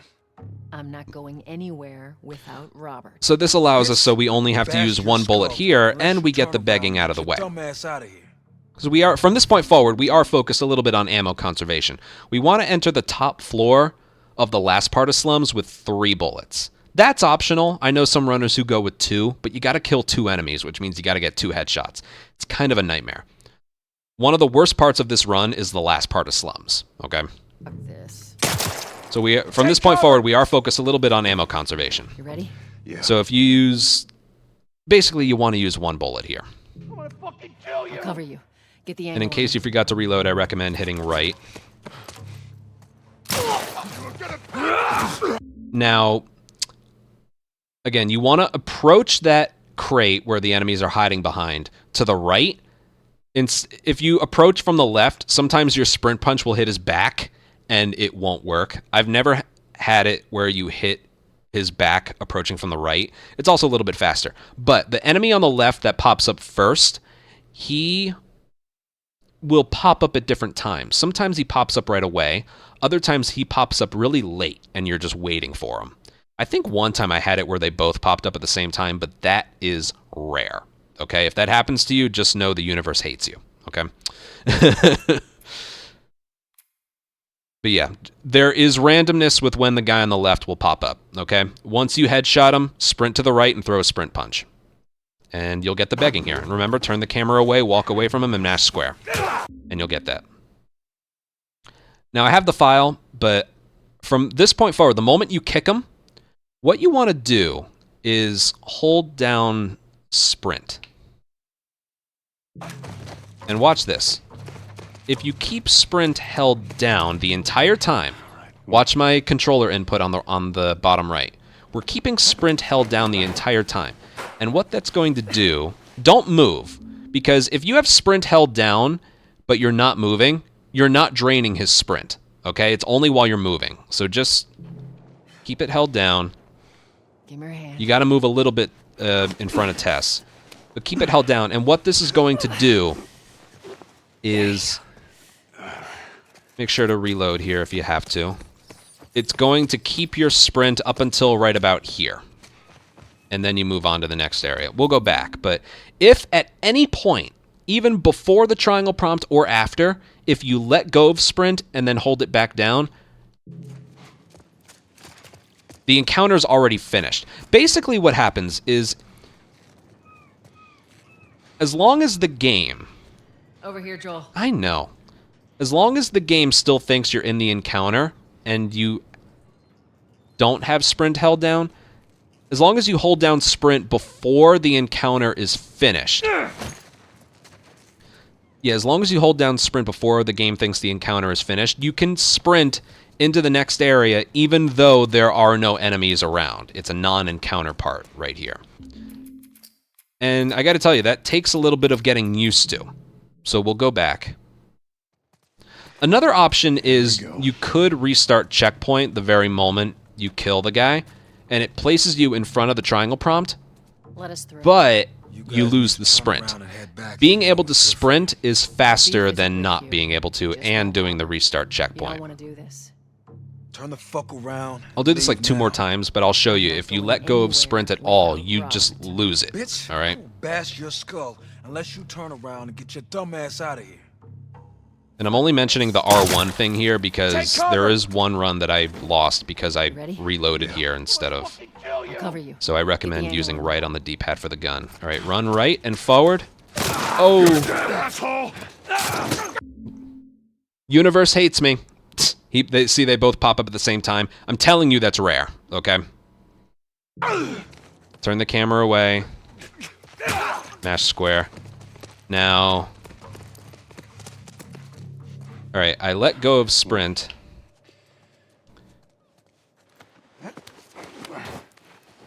Now watch, he's already lost it.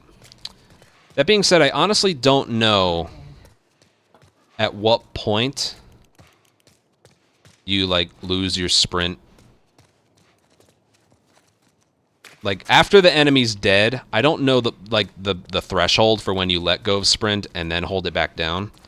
What I usually do is I kick, and then just as I'm about to move him, I hold sprint and forward.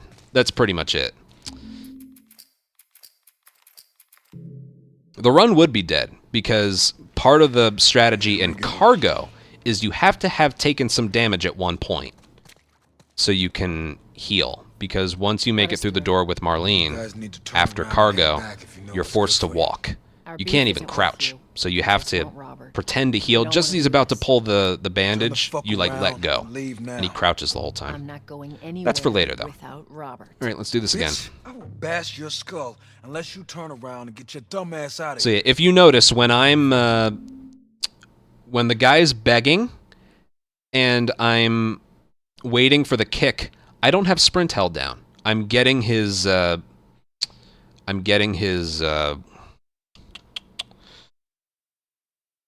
stamina back while waiting. And again, I hold sprint like right after I kick, and I can hear him. Or right after I hear the kick, is what I'm trying to say. This. There's also something else I'm doing. You noticed it in 3 Infected. I don't know if I mentioned it, though. Sometimes I aim with sprint. This will come into play later in some areas. But most of the times I'm sprinting, and then I aim with sprint held down. That's because when you start moving again, your sprint happens right away. Like, your sprint starts up again right away. If you aimed like this, you fired, and then you sprint and forward, it takes him just a fraction of a second to start his full momentum going. Basically, and again, this will come into play in other parts much later. Actually, right here. We did it in 3 Infected, and I do it here. I know I do it in Winter. I do it in Pittsburgh. I do it in a lot of areas. I do it in Financial. In certain parts, when you're sprinting forward and then you aim and fire, you keep sprint held down the entire time, and his sprint just starts up right away again. Keep in the back of your mind that you're still losing stamina, but it shouldn't matter. Okay, here we go. You ready? Yeah. I'm gonna fucking kill you! I'll cover you. Get the angle on them. You're gonna pay for this! All right, let go, sprint, camera away, mash square, and go. And if they drop ammo, pick it up. I usually mash triangle afterwards, but you don't have to. Okay, right here. Hold sprint. Don't let go of it. If you let go, you lose the sprint the rest of the way. Give me your hand. Get in position there. Hit triangle. And just keep it held down. There you go. And there we go. And you want 3 entering this area. Any less isn't good, any more is like a gift. And then as soon as you crouch right here, when you notice him, you can use like the load file time, but I notice when he starts to put the gun away, that's a checkpoint. And he's already like dropping down, so it saves like a second. More of Robert's guys. All right, this area. How do you know This they're is where coming? it gets a little If our bit guys more die trying to take Tess out, complicated. I guarantee that she... All right. One of the enemies here will say Jesus. The moment he says like J, that's the checkpoint. And this is the first time when we'll be able to see it. You don't have to like check the load file time for this checkpoint. It will change from checkpoint to checkpoint and encounter. Okay? He and Joel are on their way here right now to get Robert. You watch. Right there. See that? Oh, my webcam is placed perfectly so you can see it. The only thing below it is quit to main menu. But yeah. That's the checkpoint right there. It doesn't, for this instance, it doesn't matter which one you select here. But yeah, I'll update the save file here. And this is how you perform this area.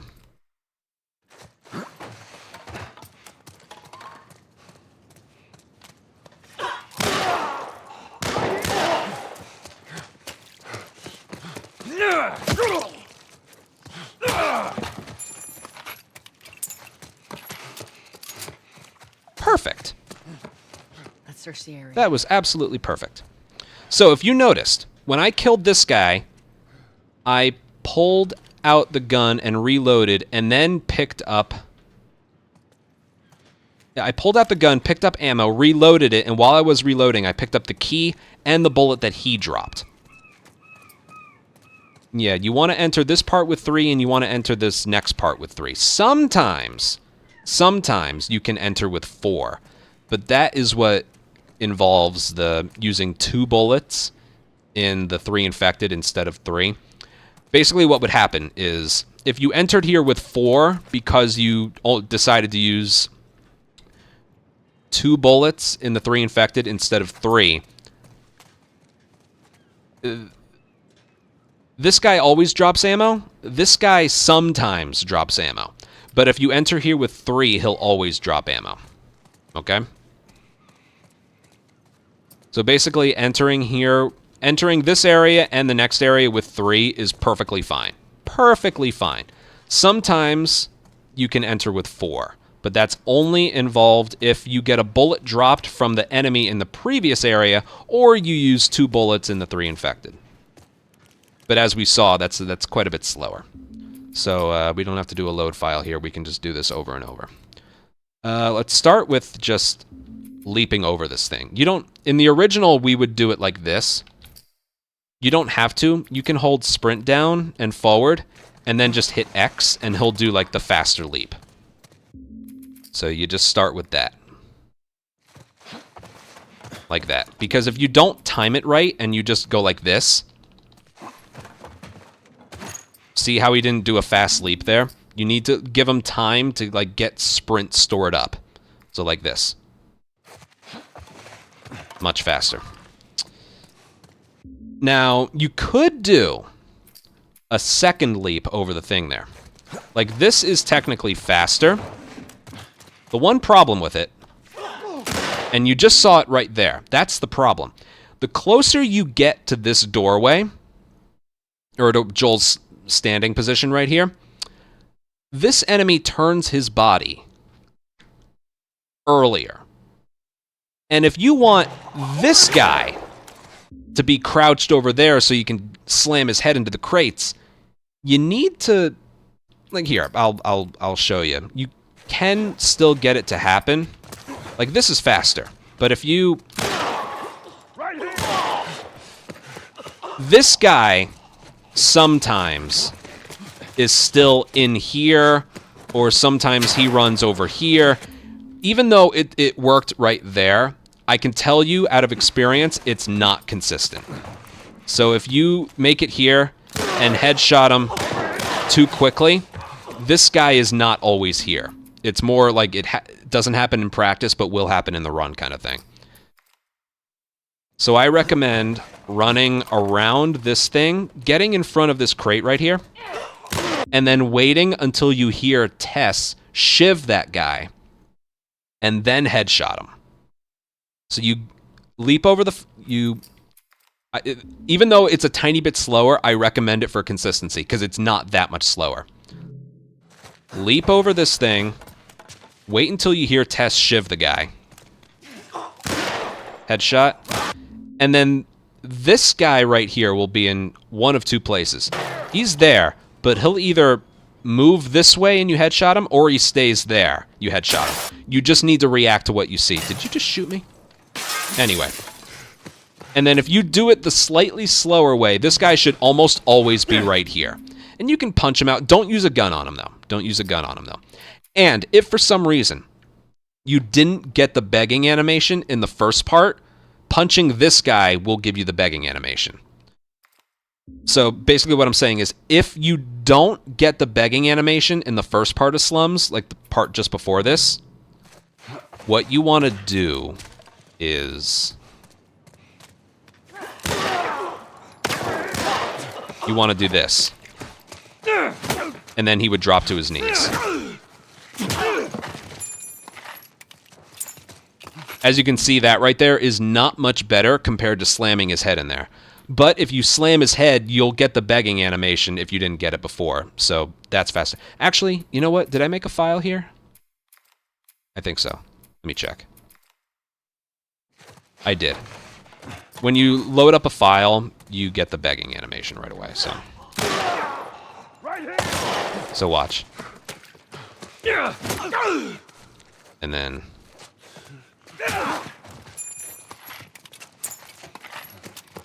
boom.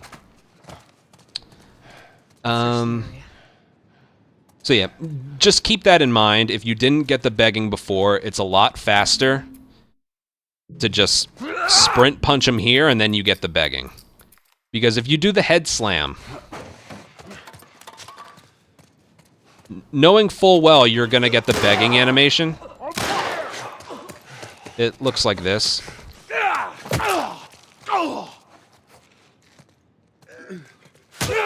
And that's quite a bit slower compared to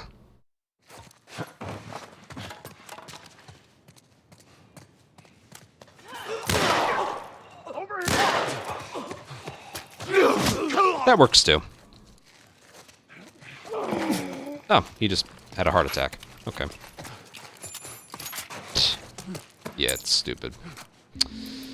Okay, but let's say, because most of the time if you do what I did in the first area, you're going to get the begging on that guy.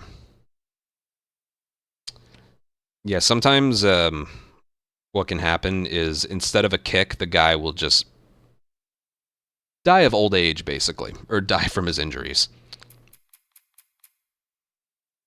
It is kind of funny right now just realizing that punch to the jaw, and then it was such a strong punch that he just dies like 5 seconds later. Anyway. Do the leap. Go over here. Wait until you hear the shiv. Boom. That guy's going to be in one of two places. We got the begging already, so we can just run this way. And basically, the way to get this head slam is just to sandwich him in between the objects. So you have that, looks like an air conditioner, enemy, and then Joel. It's kind of like the prerequisites in the original for like getting pushed against the wall. It's kind of the same thing here. So like sandwich him in between this object. Do that. Now don't hit square, because then you're going to get this slow animation. Brutal, but slow. So... yeah. There you go. Anyway. Just like that. But then run to the side and then kick him. Now, what you do here is interesting. I don't think I talked about this. There are instances... ignore the body shot there. If you get a body shot there, just shoot him again, and then you'll go into the next area with 2 bullets, but you don't really have a choice, because he's not going to die later. So, it's the only way you can save it, and hopefully you can get 2 headshots in the next area. But I don't think I mentioned this. Let's say hypothetically, we're introduced to melee weapons later, but let's say hypothetically Joel has a melee weapon in his hand. If you were to hit left or right on the D-pad for a weapon, he would spend time putting the melee weapon away and then pulling out a gun. So it's slow, basically, is what I'm getting at. So what I do here, and in those instances, if Joel has a melee weapon in his hand, and then you hit aim, you aim the gun right away. You skip the animation of Joel putting the melee weapon away. So that's kind of what I do here as well, even though he doesn't have a melee weapon. After I kick the... okay, I combined animations there. Hold on a second. If I hit square while he's putting the gun away... wait, hold on. Whatever, I got it to look funny before. Basically what I do is I kick him, and then I aim. Not so I can aim, but he pulls the gun out so much faster compared to hitting right on the D-pad. So it's this versus that. That's faster, okay? It applies here, and it especially applies to having a melee weapon in your hands. So that's basically what I do here.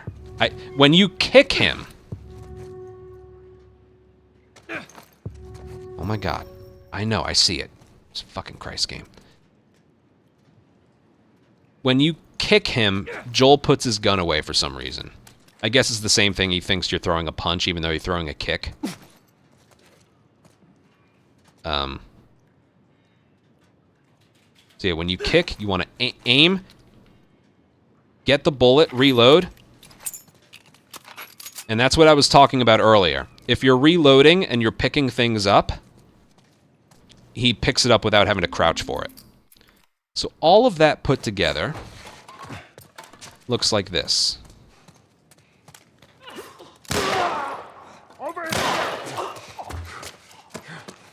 Okay, he's over there now. Watch this. Alright, I messed up. Whatever. See that? Now you can aim, triangle, reload, and then pick up.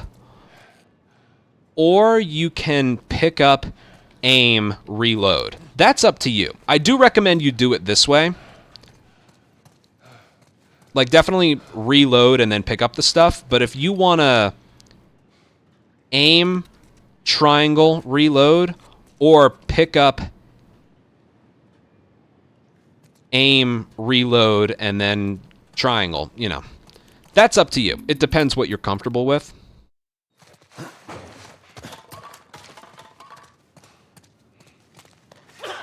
Notice how this guy, when I do the slower strategy, is just almost in the same position every time. If I'm too quick... Ow. You see how, like, his head movement is in a slightly different spot. So going this slightly slower way is also for a more consistent, clean headshot.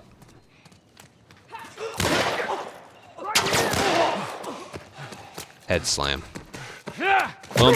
Okay, so I'm gonna... Boom, boom. Okay, that's all I'm gonna do there.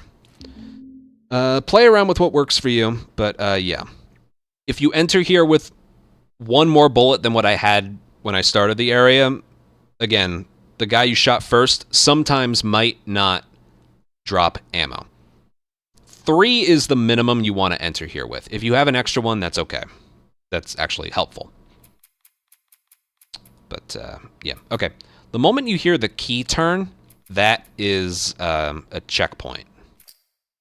So let's see, 2814. And you're not going to be able to tell because checkpoint and encounter stay here the whole time. So this one you want to use a load file, or you can listen for it.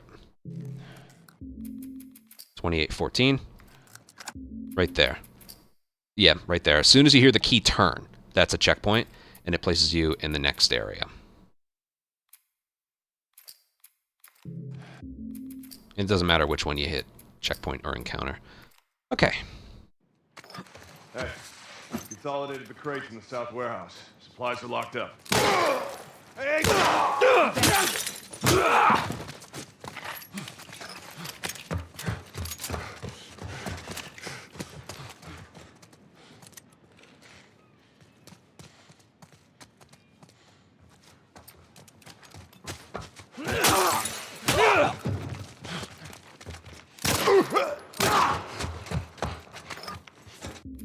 Okay.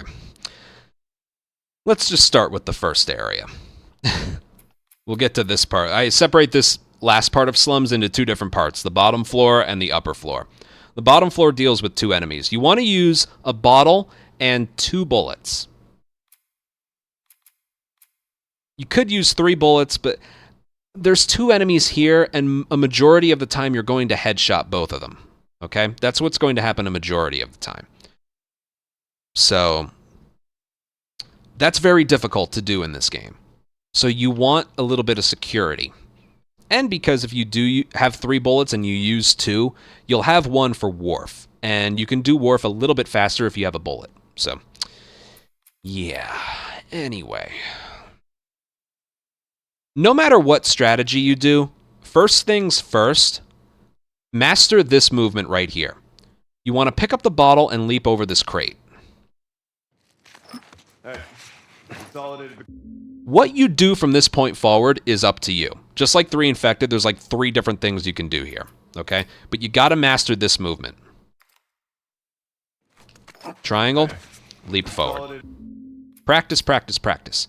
If you do it quick enough, the bottle, like, you'll actually leap before the triangle prompt does what it's supposed to do. So it'll actually, here, watch, if you hit triangle kind of slow, if you do it fast enough, it like won't go to your hand.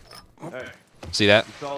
Slower leap and you almost get caught. So what you want to do is hit triangle and then leap right away. The game, you did the leap before you actually picked up the bottle. So the bottle's in your inventory, but you leaped before. So having it in your hand kind of cancels out. Okay. I'll show you what I do. Again, you can use 3 bullets. I choose not to, just because I want 3 for upstairs. Hey, consolidated the crates in the south warehouse. Supplies are locked up. Here! Way to go. Now that strat is that, but right here, we're going to do the same thing we did at the end of the previous area. I'm going to aim, pick up a bullet, reload, and pick up a bottle and the bullet that's right there. And then head upstairs here. Let's not get too ahead of ourselves here. So, get the bottle, leap over. Consolidated the crates in the south warehouse. Supplies are locked up. You can do the whole thing standing. I prefer to do the bottle bash here because once you start that animation, an enemy can't cancel it. If you were to punch him, he can shoot you through the punch. If you do a brick or bottle bash, once you start it, you can't get shot at, okay? So I definitely recommend it for that. And that's the enemy that's closest to you. So, yeah, a bit of a safer strategy would be doing this. Hey, consolidated the crates in the south warehouse. Supplies are locked up. Good. All right, Tess wasn't supposed to do that. Yeah, that's a bit of a safer strategy by, like... Hey, consolidated the crates in the south warehouse. Supplies are locked up. Good. Doing something like that, and then you can get a bullet and a bottle, and then a bullet from him right there. This guy never drops ammo, but these two will always drop a bullet. That's actually part of the patch. Their drops were a little bit random before, but after the patch, these guys always drop ammo as long as you're under a certain amount. So, yeah.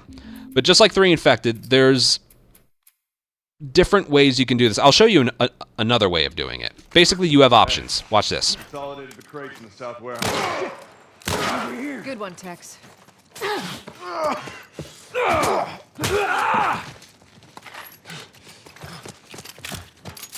So right there, you're spoiled for choice, okay?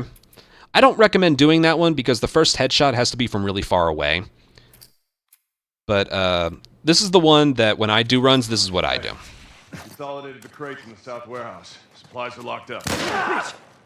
And I missed. It's a bit difficult. Again, I'm not completely sold on any one specific thing to do here as well. South warehouse. Supplies are locked up.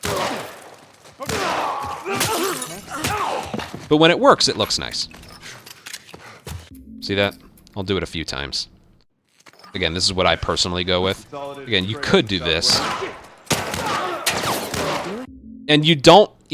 Here's the thing. You don't really have time to get 3 headshots here, which is why you... First of all, you don't have enough ammo, but... Don't rely on Tess to do that for you. Hold on. I'm sure there'll be one where she doesn't do anything. Hey, consolidated the crates in the south. I wouldn't recommend it. Because I don't want to enter the next area with 2 bullets. You just gotta trust me. This last part can be weird. If I don't... If I miss the headshot, the run's dead. See? See, the run's dead. Because you have to go over there and get a med kit as well. So, even as good as I am at this game, I don't take the risk of going up here with 2 bullets. Therefore, here, I'm using 2 bullets and a bottle. So, again, you can do this.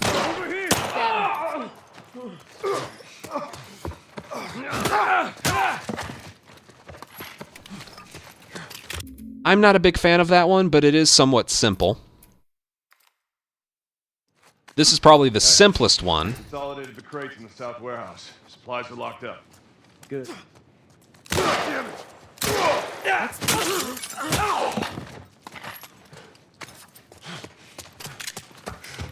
See, that was a little bit... The bottle swing takes your momentum away from the stairs. That's why I don't like that one. And you have to wait a while. So again, what I personally go with a 2-bullet strategy, Consolidated the crates in the south warehouse. I go for this. I stand up to get a little bit closer. I missed. Again, it's not an easy strategy. Hey, consolidated the crates in the south warehouse. Supplies are locked up.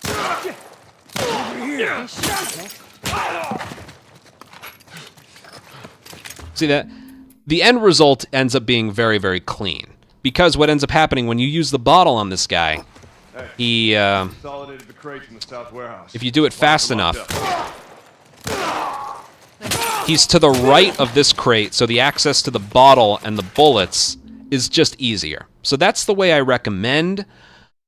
But as you see, the shots can be a little bit difficult. So one of those things, I showed you how to do them. Which one you decide to do is up to you. Okay? You can combine 3 infected, first slums encounter, second slums encounter, third slums encounter to enter or leave an area with as many bullets as you want, okay? This is what I do. I mentioned in the beginning, the difficult thing about explaining how to do a run of this is there's many different ways to go about it. It's not like the original where there's really just one specific way to do an area. Also, if you go left too early, hold on, you need to stay crouched behind this thing a little bit, because if you try and move too early, they'll spot you. So when you land on the other side, I recommend just staying in place for a little under a second before you move. Hey, consolidated the crates in the south warehouse. Once you get behind some cover, I stand up just to speed up the process of getting closer to them, because I don't think they'll hear your footsteps. Consolidated the crates in the south warehouse. Supplies are locked up. Good. Yeah, see that they don't hear you. What about Rob? That being said, if you try and get these shots standing up, the weapon sway might get you. It should be obvious, but the weapon sway is lower. Is less when you're crouched compared to when you're standing. And it increases when you're moving versus when you're not. So crouched and being in a set position and only moving the camera, the weapon sway is noticeable, but the lowest it can possibly be at this point in the game. So that's why when I move forward, like, again, if you stay crouched, you just... You can do that. Watch, I find it's, like, easier or something. Consolidated the crates in the south warehouse. Oop. Yeah, when you move around here, make sure you move left and then forward. Supplies are locked up. I don't know. I like standing to get him a little bit closer to the door. And it's not severe. It's like... The crates in the south warehouse. Supplies are locked up. And then boom. Now, animations in this game are quite slow. But what's cool is... Consolidated the crates in the south warehouse. Swapping from a gun or a melee weapon, whatever's in your hand, if you hit down and square immediately, the animation is very, very fast. The same thing goes for like a brick bash. What's funny, it's not that fast when you go to throw it. Here, watch this. See, it's not that quick when you go to throw it. But if you hit down and square, it's probably the fastest, most responsive animation in the entire game. So yeah. Which makes it more suitable for an area like this. South warehouse. Supplies are locked up. Right here! Go check. Yeah. Okay, so why do I grab a bottle up here? Well, it's for an instance of, I think, the first encounter that we had here. There was an enemy that ran in front of me, and I bottled him to the ground. How do I explain this part right here? Well, it's probably the worst. These last two enemies are probably the worst encounter in the entire game. I'm half joking, half serious, because there are so many different combinations of what they can do. Basically, random as fuck, exactly. The only thing we know about the area...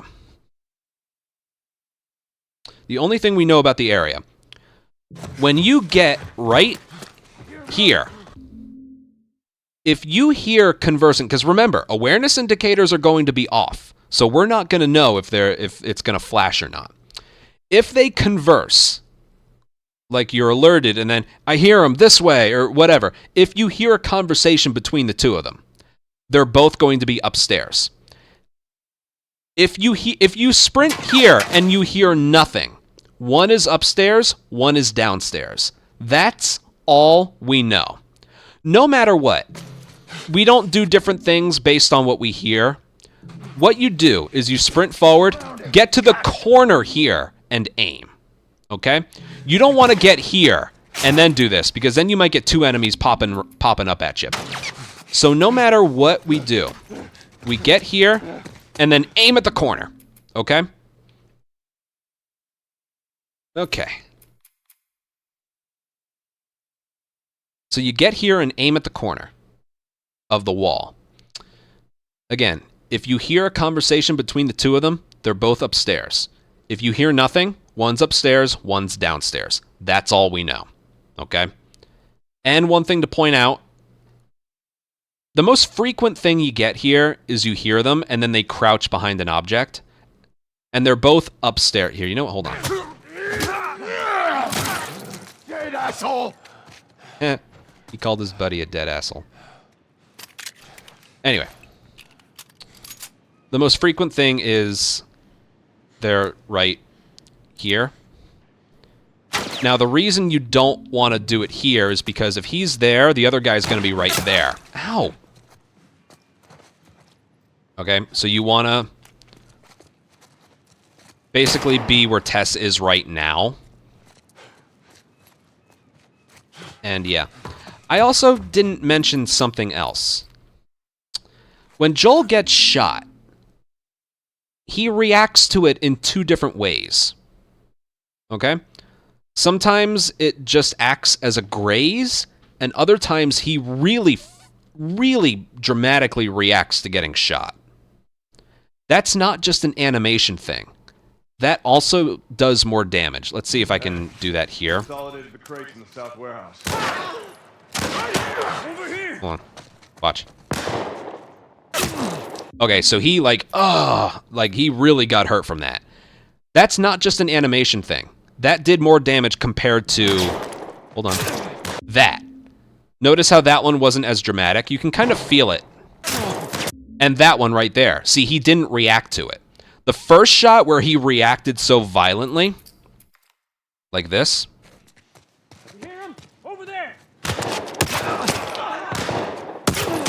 Like that. See how he like, oh God, that hurt, I'm gonna stumble forward. That does more damage compared to him just getting shot but not reacting to it. It's not just an animation thing. It's a how much damage you take from it thing as well.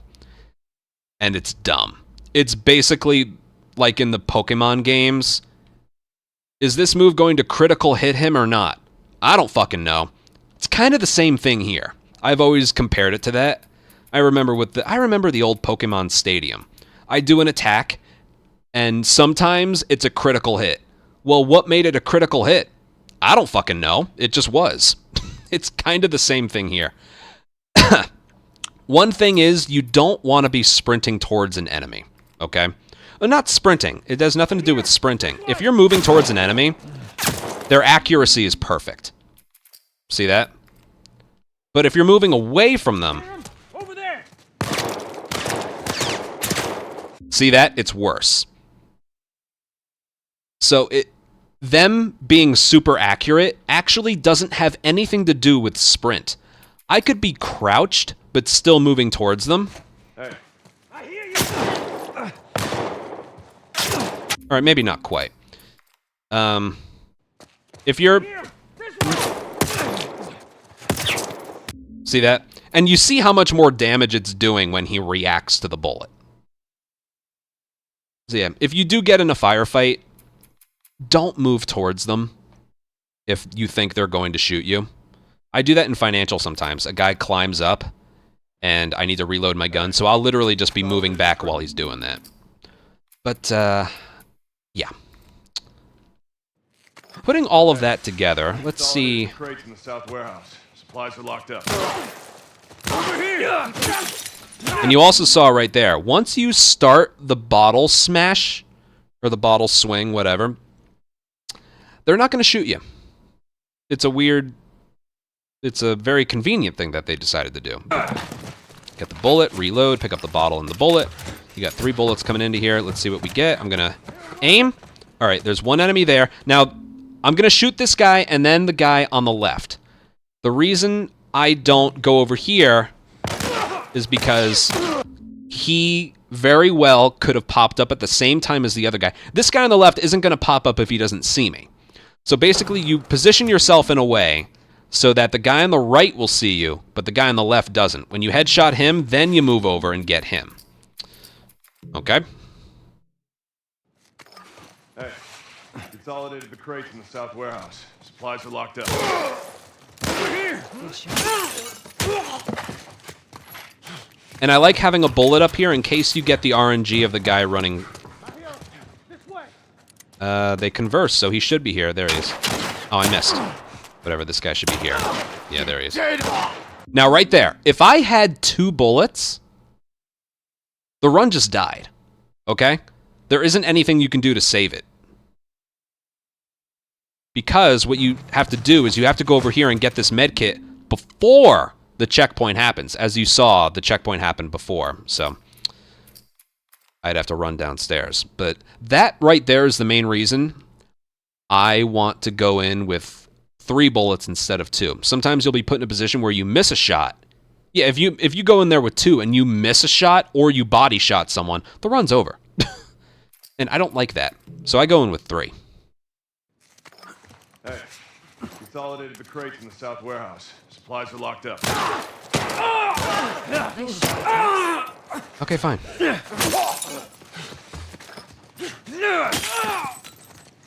know what's funny? I've never seen that animation before. Hold on, just for... Hey, consolidated the crates in the south warehouse. Supplies are locked.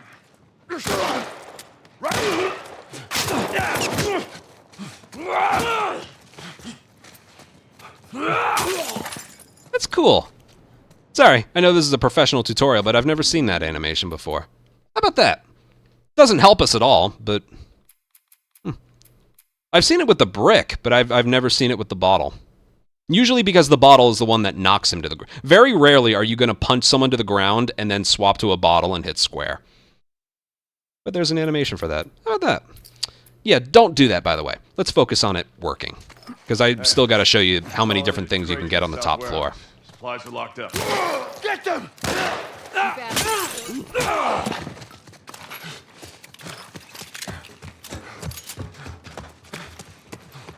He's over here!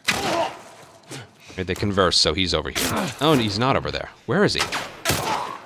Okay, that guy I think was on the stairs walking up. I've gotten that one a few times. I'm not kidding when I say, when you enter up, like go up the stairs and then get in position, there may be about 100 different things they can do. I'm not kidding. Okay, like that one.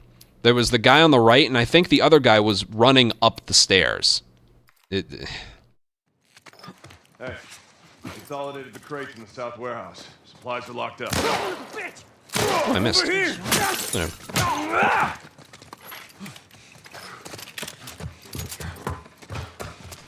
Let's see what we get. No conversation.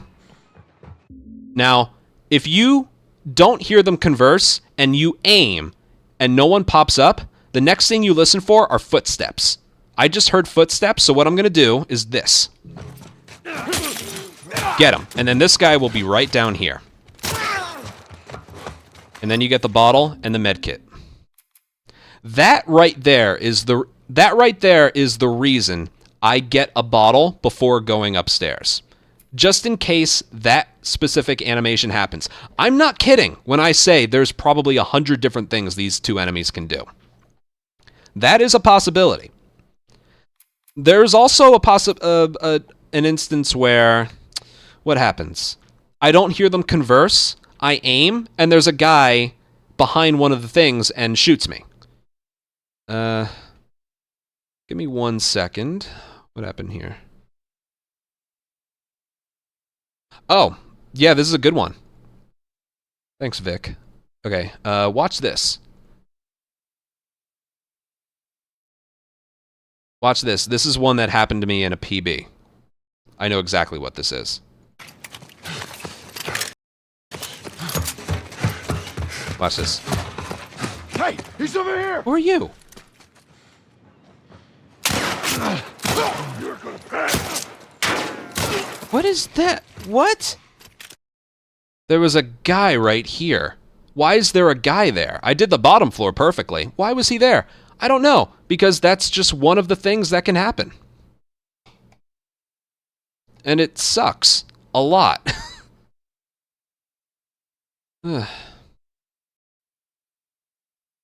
Yeah.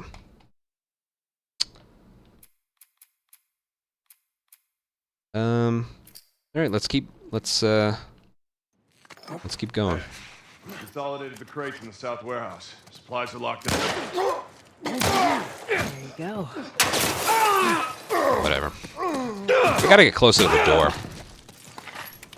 You gotta make sure you're close to the door, otherwise that bottle swing is just gonna whiff.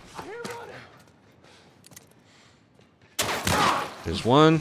He should be over here. He's not. He's over here, I think. Where is he? Tess is pointing this way, so... Yeah. If something happens where you trigger the alert downstairs and you take a while to make it upstairs, you're going to notice some more weird results. So you got to work quickly if you want something semi-consistent upstairs. That one I had to look at Tess to know where he is. Consolidated the crates in the south warehouse. Supplies are locked up. Ah, I missed. I feel like I need to get closer to the door. Hey, consolidated the crates in the south warehouse. Supplies are locked up. Bitch! Right here! There we go. That right there is exactly how I want it done. I'm reloading, I get the bottle and the pistol ammo. What do we got here? I guarantee you. Yeah. Alright, where's this guy? Right here. Because we didn't use a bullet on him, we can just do that. I'll do it a couple more times. Yeah, if you don't hear them converse and you're aiming and no one's shooting back at you, you're going to get that guy running around and running in front of you. That's why you have the bottle. And then because you have 3, you can just body shot the guy. That other enemy will either be like in front of the stairs or he'll be crouched beneath you behind a crate. Okay? I know he's there because of repetition. Hey, consolidated the crates in the south warehouse. Supplies are locked up. Just like that. I'm not doing this very well. Hold on. We'll move on in a second. Consolidated the crates in the south warehouse. Supplies are locked up. There we go. Tex. Bottle ammo.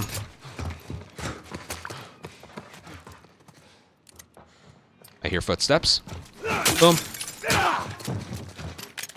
And he dropped ammo. Ooh, I get to leave here with 3. That's a dream. I'm not going to because that never happens, but wow, that'd be cool. Hey, consolidated the crates in the south warehouse. Supplies are locked up.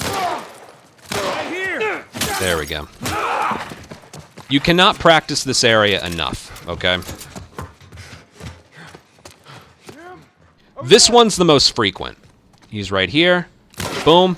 Run over here. This guy's over here. I'll go on that one. Okay, now, you want to enter the next area with a bottle and the med kit. The med kit just to have a med kit. But you need to make sure you've picked them all up before the game thinks the encounter is finished. Because what's going to happen, you don't just hit triangle and pick it up. You have to hit triangle, he puts the gun away, and then he picks it up. Okay? So right here, I hit triangle, he's in the process of picking it up, and I'm pausing over and over to make sure that the med kit is in his hand before it just goes to checkpoint instead of checkpoint and encounter.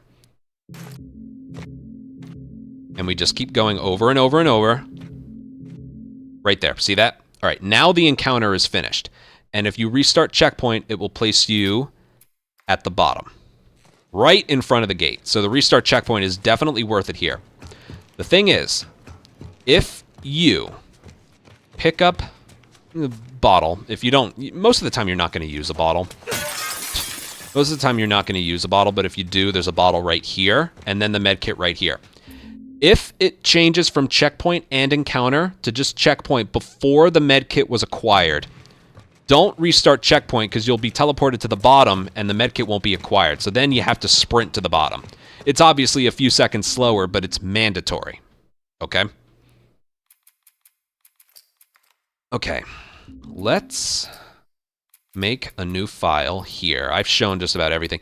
Slums. You cannot practice slums enough. It's a lot worse in this game compared to the original.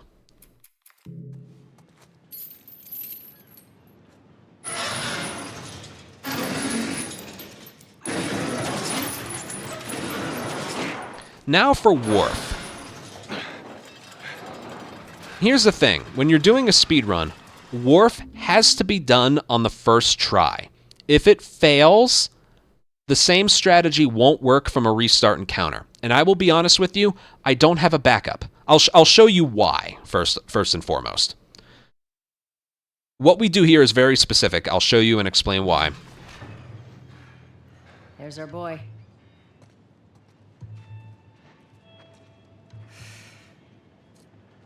That cocky son of a bitch. So just like in the key drop part of Slums, we're going to sprint forward and X, so we leap over this crate. Same as before, just like that, nice and simple. Be smart about this. There's a lot. Reload the pistol if you haven't already. Yeah, well, we lost our contact. A little bit after getting alerted, sprint.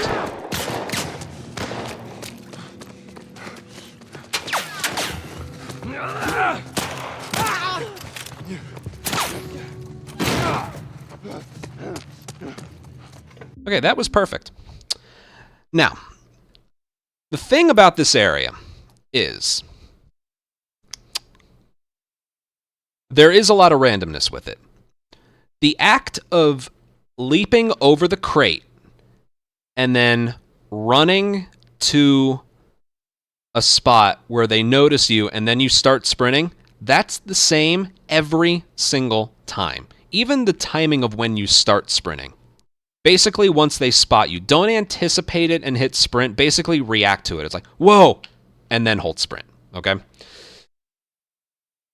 Basically, sometimes there's an enemy that can follow you to the door, and there's an enemy guarding the door. That enemy guarding the door, I don't have a way to prevent an enemy following you. Basically, what happened right there is what's supposed to happen every time.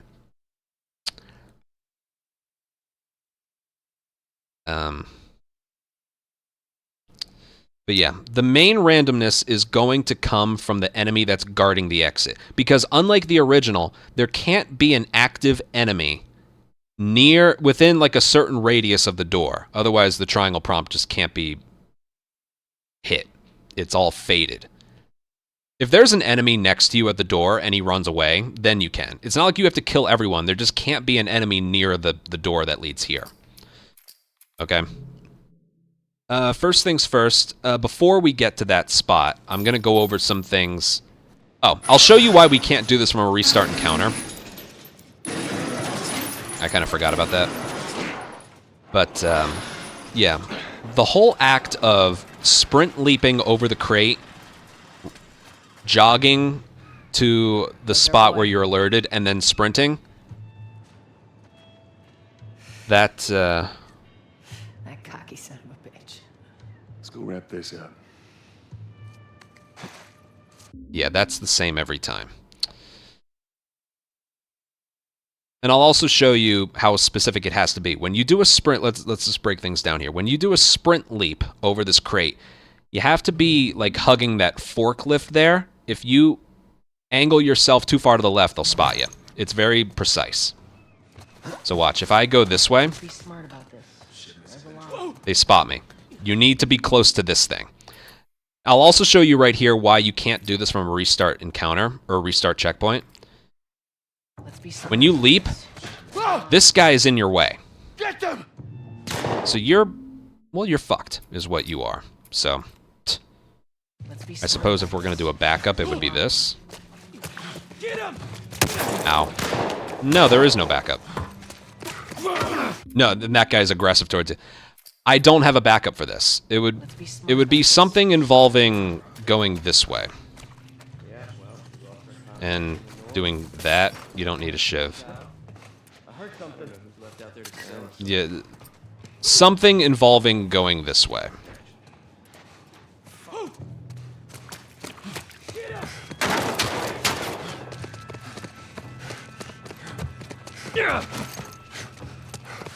So something like that, all right? You don't have to crouch at all. You can stand the whole time. But you need to throw a bottle to distract them, and then you can go around the slow way. That's...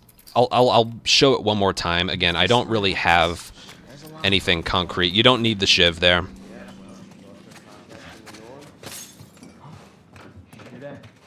Yeah, I think you're right. I'm coming up with this on the spot. Okay, so why they're not. There ain't shit here. See that? Like, I have no clue what I'm doing. Okay, so.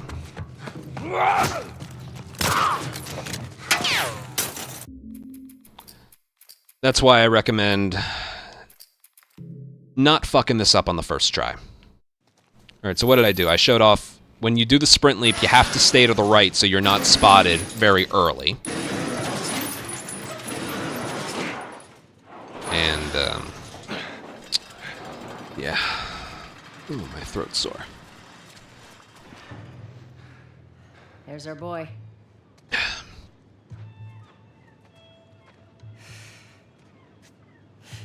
No, I was trying to come up with a strategy on, like, on the fly. I don't have a strat. I don't have a backup strat for this, okay? So yeah. Run towards this forklift, and then just get off to the left side of it. And then wait to get alerted. Whoa! And then start sprinting. Okay. This enemy right here. The only thing I can say about this enemy, it's faded right now. Here, you know what? I'll use this. He always goes to crouch behind that thing. What he does after that will determine what you do.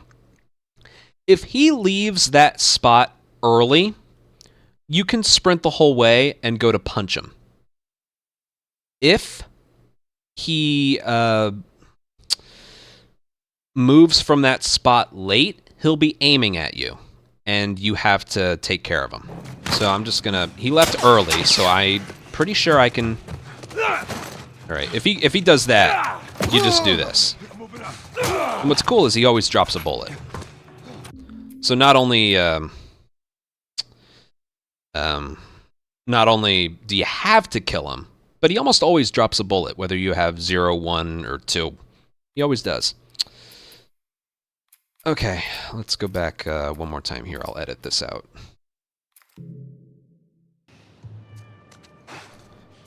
Alright, so we'll do this again. Sprint leap forward, check reloading the pistol, hang to the right, start sprinting when you're alerted. Right there. You won't get shot. This guy, I don't know what he's doing, so I'm just gonna go. Alright, Tess is taking care of someone behind me. And then you just go.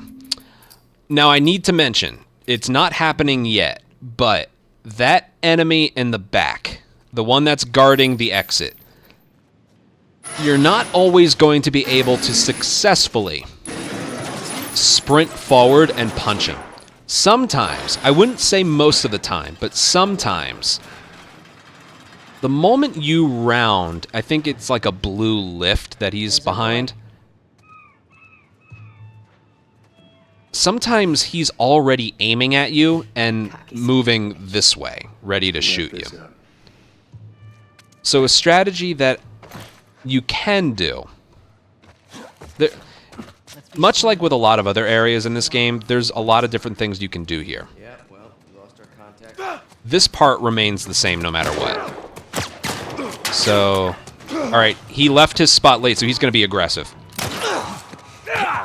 Yeah, that's the common denominator there. Did you see how... Hold on. Perfect thing to look at here. That was perfect. I'm really glad that happened, actually. That's the giveaway to whether or not he's going to be aggressive or not.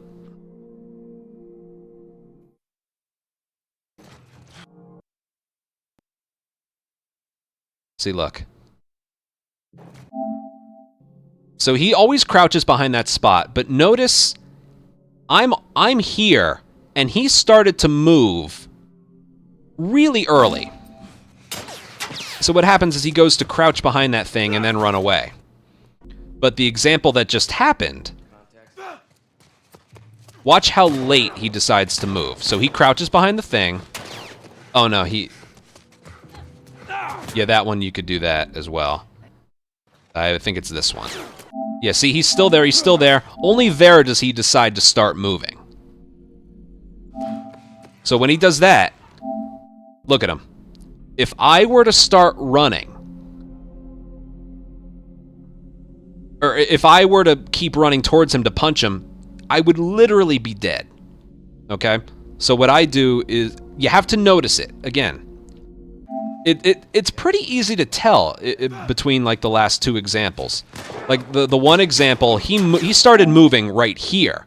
But here, he doesn't start moving until right here. If he moves late, he's going to be aggressive. If he moves early, I think you can just keep running. Okay? That's really it. Now, what happens if you don't have a bullet? Here, you know what? I'll get rid of the bullet and the bottle. You need the bottle for later. Cargo, not here. I'm just saying, if you notice when I'm running, there's a bottle already.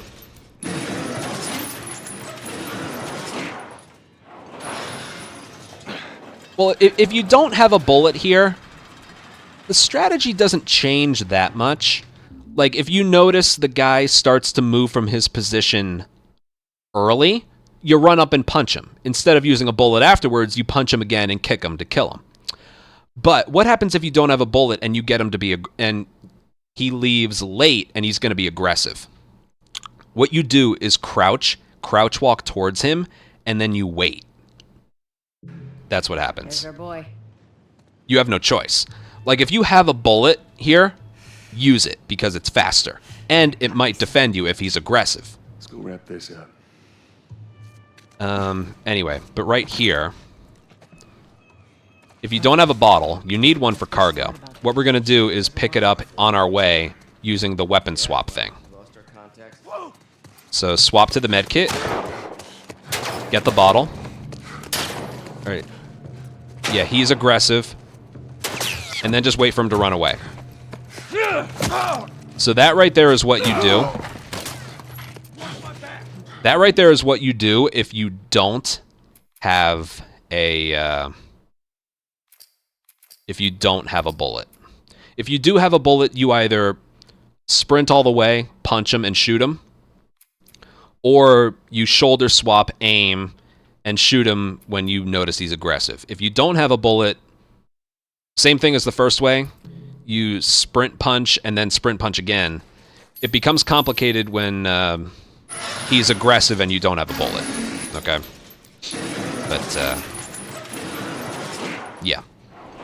Did you think that this area would be so complicated? Well, it is. I'll do this a couple more times, but, There's our boy. yeah. Man, oh man. That cocky son of a bitch. Let's go wrap this up. Like I mentioned with this part, there is a specific way to do it. It should be performed the same every time. Yeah, well, we lost our contacts. Whoa. Run. Alright, let's look at him. Early movement. I'm gonna keep going.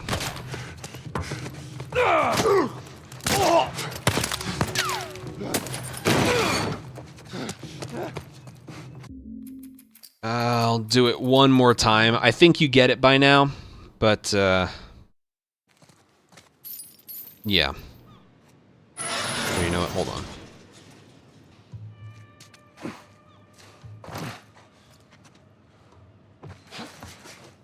Let's be smart about Okay, let's see what we got here. Hang to the right, start sprinting. Now. Let's see what he does. Okay, he's in a weird spot. I'm gonna aim. Oh, he got me once. Someone behind me? No, that's Tess's.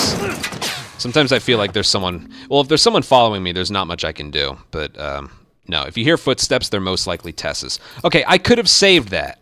I could have saved that, but I was a little bit... I let him get too far to the left, right? Okay.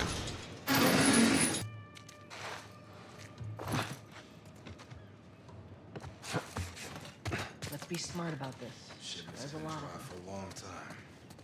Yeah, well, we lost our contacts. If you don't have any ammo, I almost always recommend crouching, like, right here. Alright, he's late, so I'm gonna... See that? I knew he was going to be there. But yeah, like I mentioned earlier, if you don't have any ammo, I recommend... Hold on. Still have this one saved. I recommend, if you don't have any ammo, I almost always recommend you crouch walk a little bit. Right, like there, on the corner of this, whatever these are. They look like pipes or something, like right there. You crouch walk until you get to about here, and then you sprint, because by that time, if the guy is aggressive, he's kind of given up aiming at you. And you can also, a tiny bit... Here, I'll probably end up doing this one more time. Basically, like, if you have a bullet, you should always be aggressive, either sprinting the whole way, or shoulder swap aiming behind that... Looks like a lift, like I mentioned, that he's hiding behind. But if you don't have a bullet, again, what you can do is crouch, like, right here. And then you can actually see through that thing, so you could see his head to know if you want to... Yeah, I think you get it now, but I'm going to do it one more time, and... Yeah, we'll do it like that.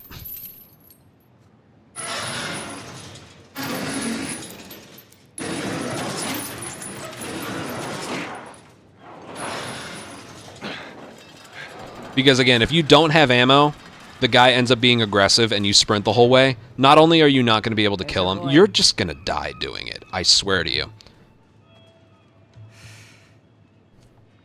That cocky son. Let's go wrap this up.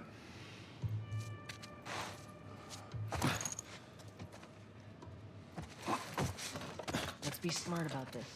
There's a lot of them. For a long time. Yeah, well, we lost our contact.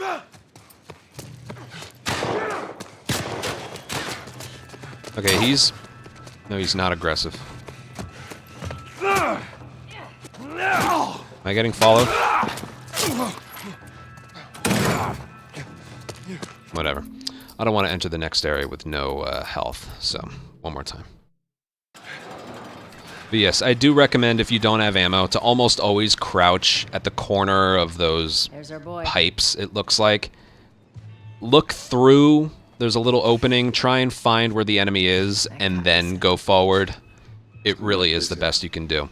Which is why I've been clearly, as you've seen, this area is a lot easier and faster with a bullet. That's why I recommend making it so you have 3 bullets in the last part of slums. Because if it goes well, you're using 2 bullets for 2 headshots, which gives you a bullet for here. And again, like I just mentioned, it's a lot easier with a bullet. Yeah, well, we lost our contacts. Let's see. Okay, he's gonna be aggressive. See that? It may not have been close, but that's the main thing you have. Whether you have a bullet, whether you don't. The guy crouches behind the railing. If he moves early, you can sprint the whole way. If he moves from that position later, he's going to be aiming at you. Keep that in mind. And whatever you do after that is up to you. Like right there, if I'd sprinted the whole way, I would have been shot and killed. Oh, shit! Back, get the fuck back! We just want to talk, Robert. And that's that. We got fucking nothing to talk about! It can be Put your gun down. sneaky, tricky. Go fuck yourself! He's running. Robert! All right. You, Joe!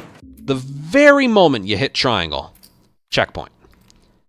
And he's like already there kicking the door open. Use this time to reload your pistol. We almost got him. And cutscene.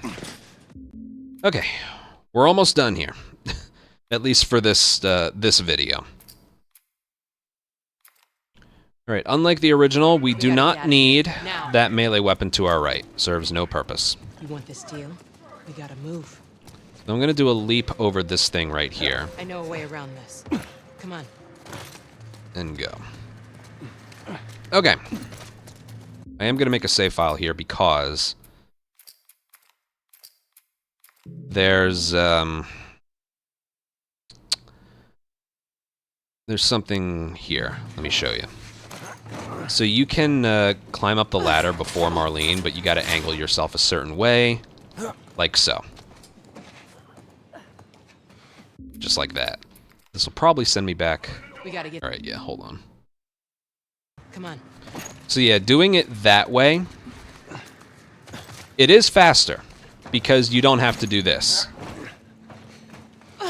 Wait for it, hold on.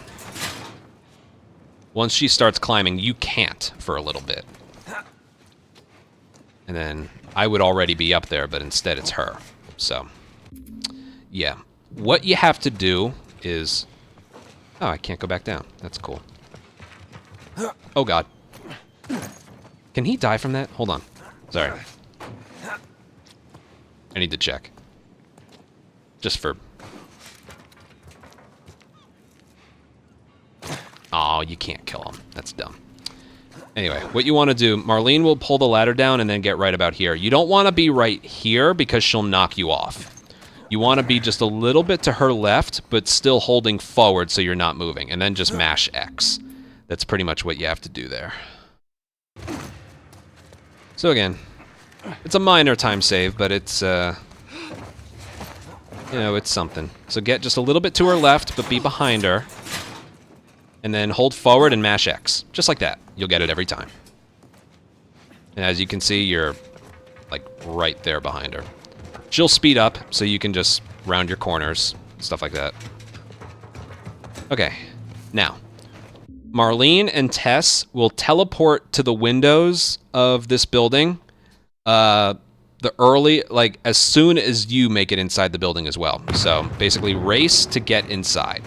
And even though you can't see it, Marlene and Tess, they just teleported to the window right now.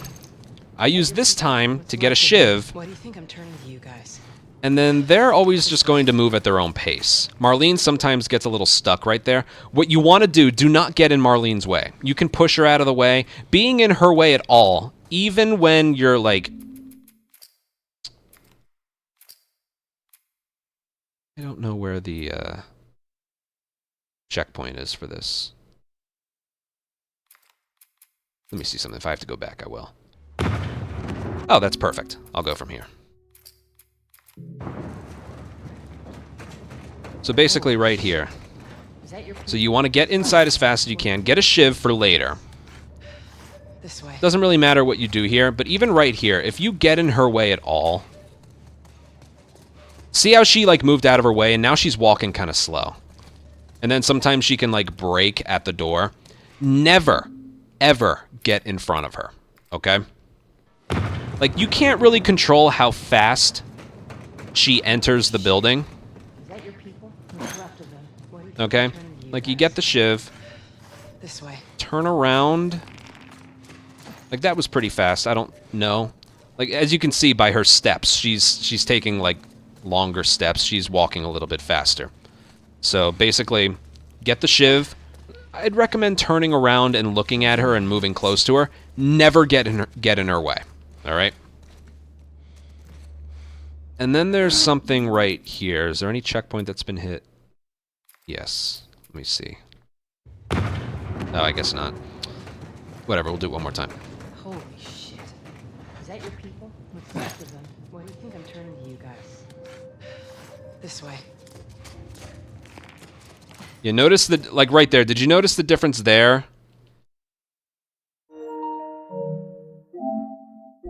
Compared to before? Marlene's speed of hopping in the building. I don't think you have any control over that. Just give me a second here. So look at Marlene right here. This way. They were like twins hopping in there, right? But this time, I did it. See how she kind of stutters at the window? That is legitimate time loss. I don't know if there's a way to prevent it, is kind of the point I'm getting at. But whatever. Get the shiv, because you need it. You can ignore the other stuff. Don't get in her way, because it will affect her walking. And then right here, what we're going to do is we're going to go through the door here, Joel, give me a hand. but we're going to get in front of her, which used to be difficult, but I found an easy way to do it. I honestly don't know if you have to crouch, but I do it anyway. So I'm going to crouch, and then just squeeze right by her. I'll live. It's that simple. And then you want her to push you, but it's kind of difficult. Okay? Hey, how you holding up? Yeah, I can't I'll practice that from here. There's no need to crouch. All right. Yeah, you just kind of slide past her a little bit. Here, hold on. Okay, so it looks like you don't need to crouch. You can do it anyway if you'd like, but yeah, just get around her, just like that. I'll live. Yeah, you don't have to crouch. Just get around her like that. I gotta get her to push you forward as much as you can. Here, I'll show a better example of that.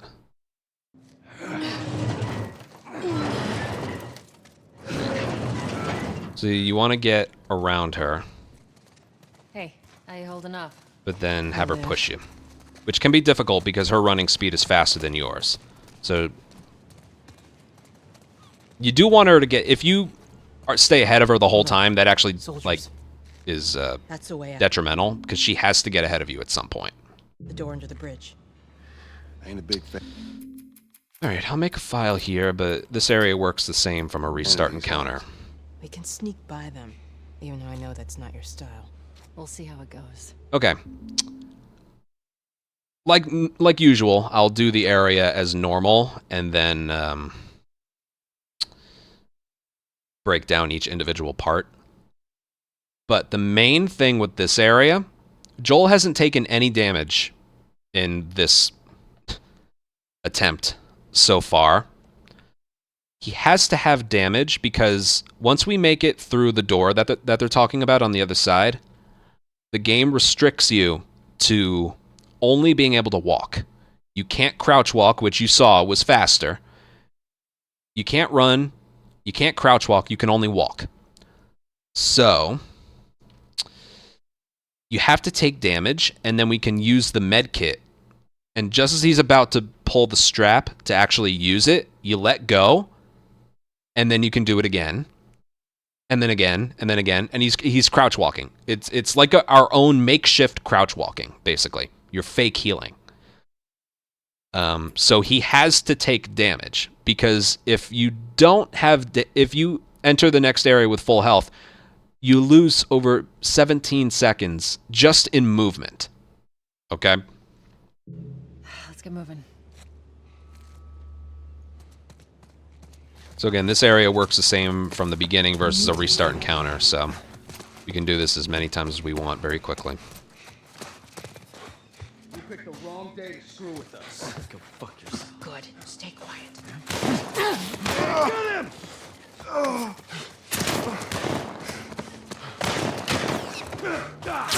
right, there's our damage. Got you covered. Okay, the one thing that wasn't shown there, did you see the guy behind the crate in front of us that aimed out this way? He's supposed to be on the bottom, okay? That's the reason we have the... Yeah, that's... Well, no. We enter here with a bottle for that first enemy in our way, but we pick up another bottle for that enemy on the bottom, because unlike Worf, you can hit triangle prompt on this door right here, with an enemy like right next to you. Okay, so it's not like Worf. You could kill nobody, and sometimes actually there's an enemy right here. As soon as you hit triangle, you're invincible, and you can just leave, which is actually different. This is a patch difference compared to like a year ago, or a little over a year ago. It used to be you'd hit triangle and the enemy could like punch you and he'd punch you out of bounds and you would die from fall damage. It's stupid. They fixed it so that once you hit triangle, you cannot be hurt. Even if a guy throws a punch, nothing happens. So that was the fix they made. But yeah, that was a really good attempt. I want to do it one more before I explain the specifics. Just because that enemy way over there is supposed to be on the bottom and he was up top.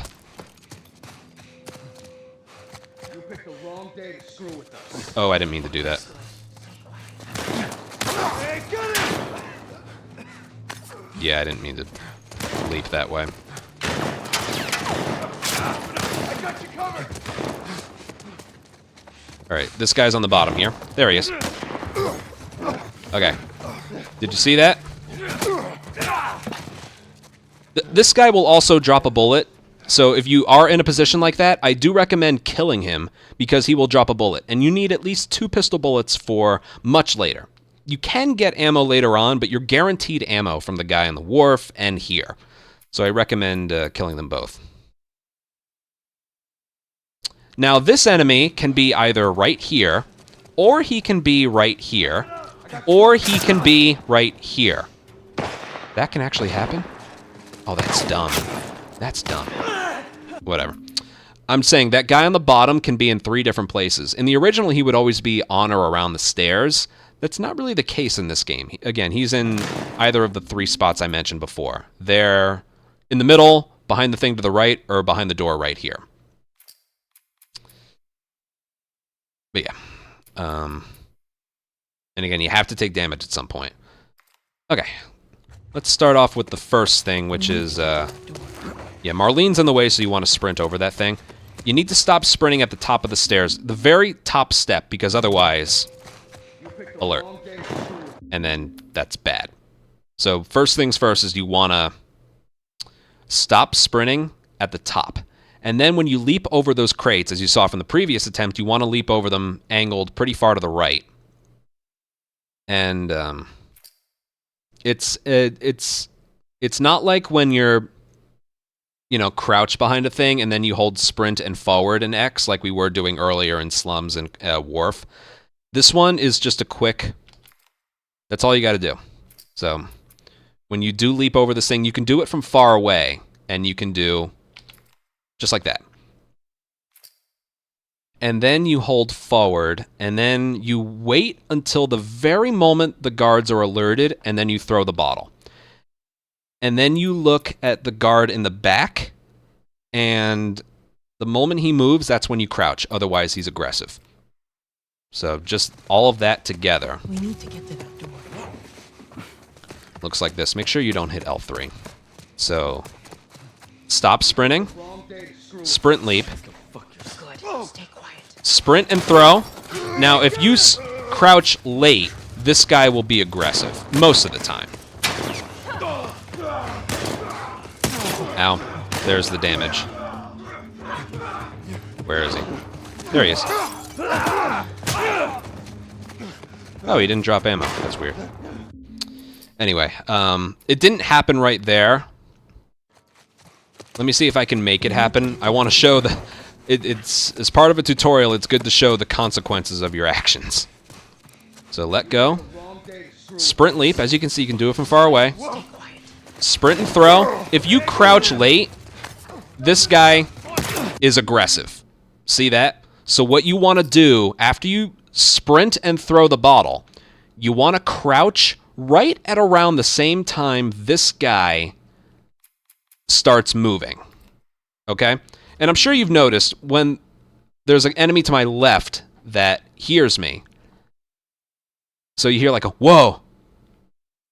And then the rest of the guards are alerted. The same thing applies to infected and everyone else. So there's the initial whoa. Oh, I can't snap with my left hand. I am a righty. Yeah, so like the very moment like the awareness indicator flashes for the alert, it's maybe like a second to a second and a half afterwards that the rest of the enemies like do the same spot like alerted animation, and then they start being aggressive. It's after they're finished with that alert animation is when you need to crouch. We need to get to that door. You'll see. I think you get it by now, but yeah. Let go of sprint. Sprint leap. Right. Sprint throw, and then crouch. See that? He'll take cover behind there. This'll hurt. Actually, it won't. I need to take damage. There it is. Alright, he's there. If he's there, you can just go. Okay? The moment I hit triangle, I'm safe. Yeah, if he's behind here, I don't know if I've ever had it where if he's there, he aims at you before you move past him. I don't know if I've ever had that. So if he's there, it's basically free. You just run past. And I don't know if I mentioned this either, but compared to the original, this game is a lot more lenient towards enemies aiming when you're running away from them. In the original, the soft lock or stun lock would be if you had sprint held down. Whether or not you were running towards them or away from them was irrelevant. In this game, the stun lock occurs when you're running towards them. But when you're sprint held down or not doesn't matter. But if you are sprinting away from them, their aim is significantly worse, which really saves our butt in the capital. But we'll get there later. And here. And you noticed in Wharf, too, I never got shot once in my back. You know, so it's just one of those things. Trying to think what else. Yes. We need to get to that door. This is a weird detail about this area, but I need to show you this. Let go sprint, sprint leap, sprint and throw. Now, crouch. You don't want to go this way. Even though there's an enemy to my right there, you can see him. The further away from him you are, the more aggressive he is. The earlier he decides to shoot at you. So watch this. Okay, I got lucky there. Notice how I hit triangle and I was still okay. I told you, you're completely invincible when you hit triangle. I want to show you what happens if you try and run around those crates that way. It's not good. The very moment that guy starts moving, just crouch. Oh wait, I forgot. I'm going this way. Hold on, I didn't do that right. Sorry, my bad. You gotta trust me on this. When you go around, the further away you are from that enemy, the earlier he will be aggressive towards you. You picked the wrong day to screw with us. Good. Stay quiet.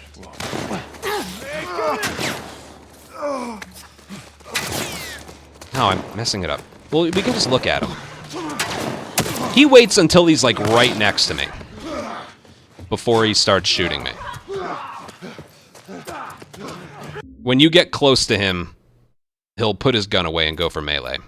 So, most of the time you'll be able to move right past him. We need to get to that door.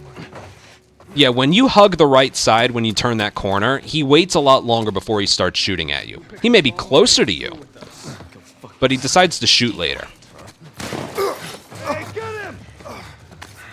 There we go. All right, let's go this way just so I can prove. All right, watch. See that? Boom. And you just gotta trust me, it's not better.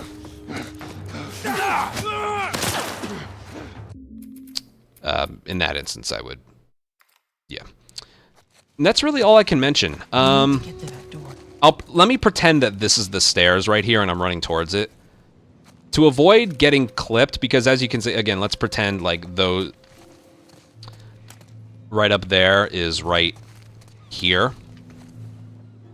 When you run around, you want to like crouch and then stand up, because if you stand up here and then start going down the stairs, there's still a bit of your head that they can hit, okay?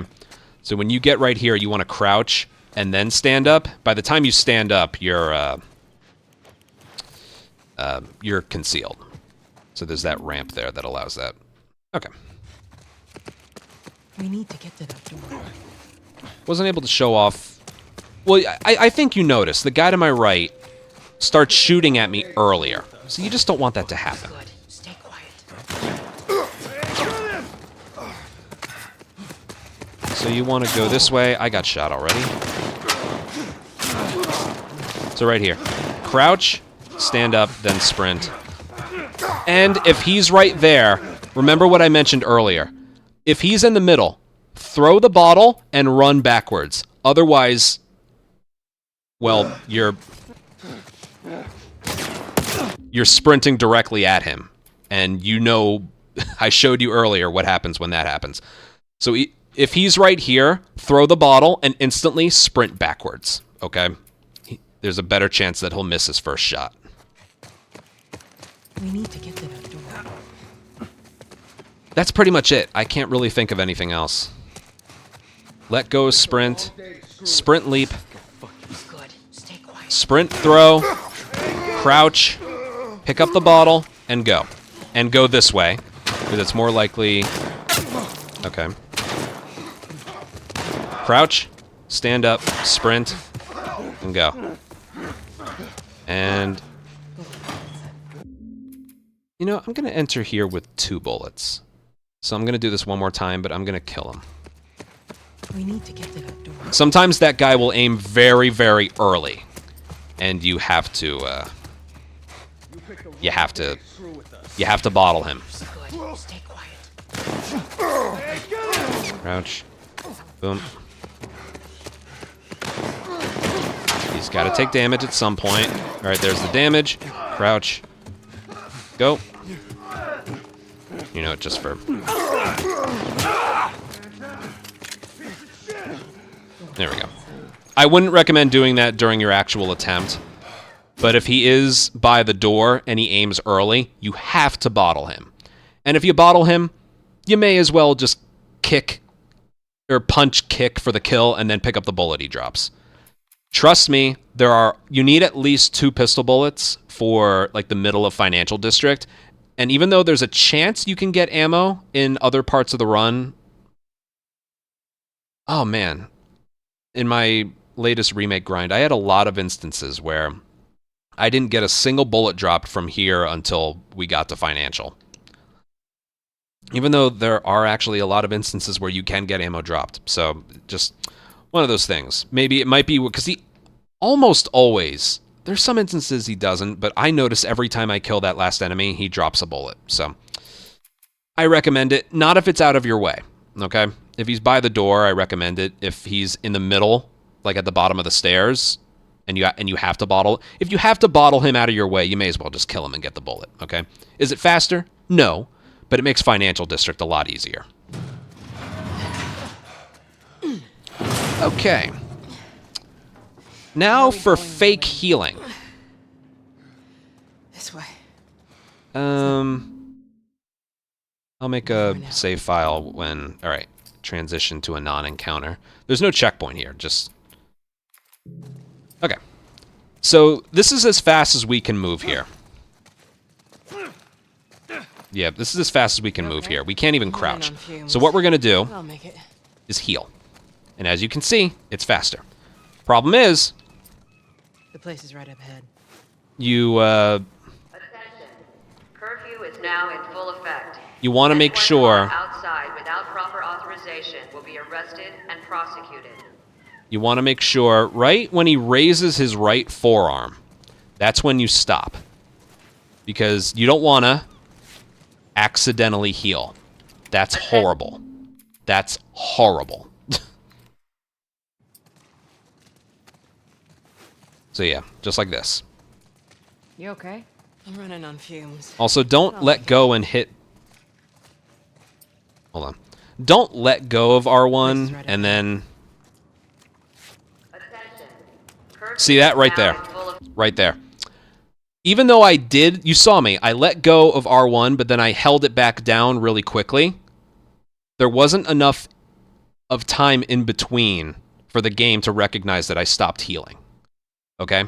So you want to wait, like after you let go of, in my case, R1, you want to wait for a little less than a whole second and then start up again. Now you're also noticing, so like this. You okay? I'm running on fumes. Just like this. This is the pacing. Now notice he put his med kit away. The way to avoid that is when you let go of R1, hit up. The place is right like this. ahead. Watch this. Let go, up, and then R1 again. Anyone Just like this. caught outside without proper authorization will be arrested and prosecuted. Just like this. By hitting up on the D-pad, you make it so like you're selecting it again, so he won't eventually put it away. So all of that put together, the timing of it all looks like this. You okay? I'm running on fumes. But I'll make it. Again, I try and time letting go when he raises his right forearm. And then, as you can see, I'm waiting about a little less than a second. Without proper authorization will be arrested and prosecuted. The hell are we smoking? Okay, and right here, halfway up the stairs is another checkpoint. A very beneficial checkpoint. 4727. Right about there? Yeah, there we go. Checkpoint. And this one places everybody, like, here, and places me further, and it places them in front of me. So, very beneficial one. Mash triangle in front. Cutscene skip.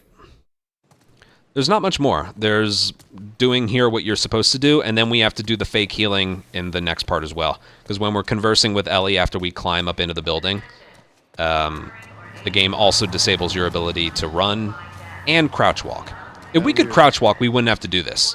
But, yeah. So just because you took damage in the slums doesn't mean the run is dead. You just gotta hope you don't take any damage in cargo. Right? And if you didn't take damage in slums or wharf, you have to take damage in cargo. Because like I said, not being able to fake heal there and being forced to walk is roughly we timed it. It's roughly 17 seconds slower. Oh, and this is what I mentioned before. I wanna show you something. This is the first time where we can actually use this. Okay. I'm going to... I don't need a timer, I can just count out loud. We're gonna go under display and put this back on to 60 frames per second. Okay? I'm gonna time it. 1, 2, 3, 4, 5, 6, 7, 8, 9, 10, 11. Alright, I counted 11 seconds. I'll go back, make all the conditions the same. Alright, I counted 11 seconds. Let's put the frame rate back on... Ellie, you have to fucking move.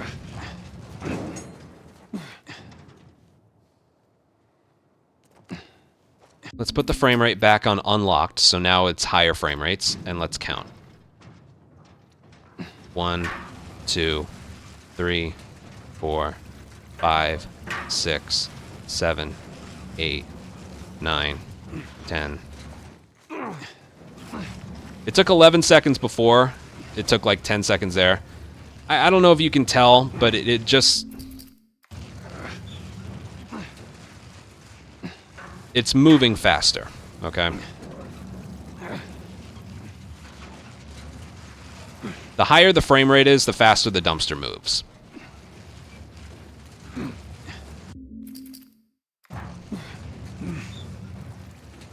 Again, it may not be completely visible, but it's definitely there. Oh, you know what it is? It's especially there compared to like 30 FPS. That's what it is. Regardless. That'll get us to the north tunnel. How are we supposed to reach that? Yeah, it's not much faster compared to 60, but it's a lot faster compared to like 30. Move this over here. There's nothing special here. Just put it close enough. And then just hit X from really far away. It's a slow climbing animation, but there's nothing you can do about it. Okay, and then right at the corner here, the moment they start conversing, start doing it all over again. Like illegal things? Sometimes. You ever smuggle a kid before? No, that's a first. What's the deal with you and Marlene anyways? I don't Remember, know. you gotta hit up on the D-pad. Friend, I guess. Your friend. Otherwise, he puts the med kit away, and then you You're lose friends more with the time. leader of the Fireflies. What are you, like, 12? She knew my mom, and she's been looking after me. And I'm 14. Not that that has anything to do with anything. So where are you? Now, then? could you get the movement so precise that it's faster than this? Maybe, Been gone a but long you don't want to risk it. Because you might accidentally Instead of heal. just staying in school, you decided Triangle to on the go out door. and join the Cutscene skip.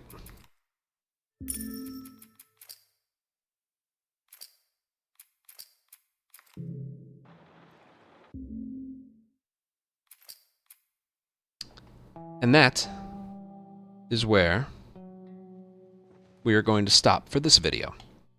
We went over basic gameplay stuff, and we went from intro all the way through cargo.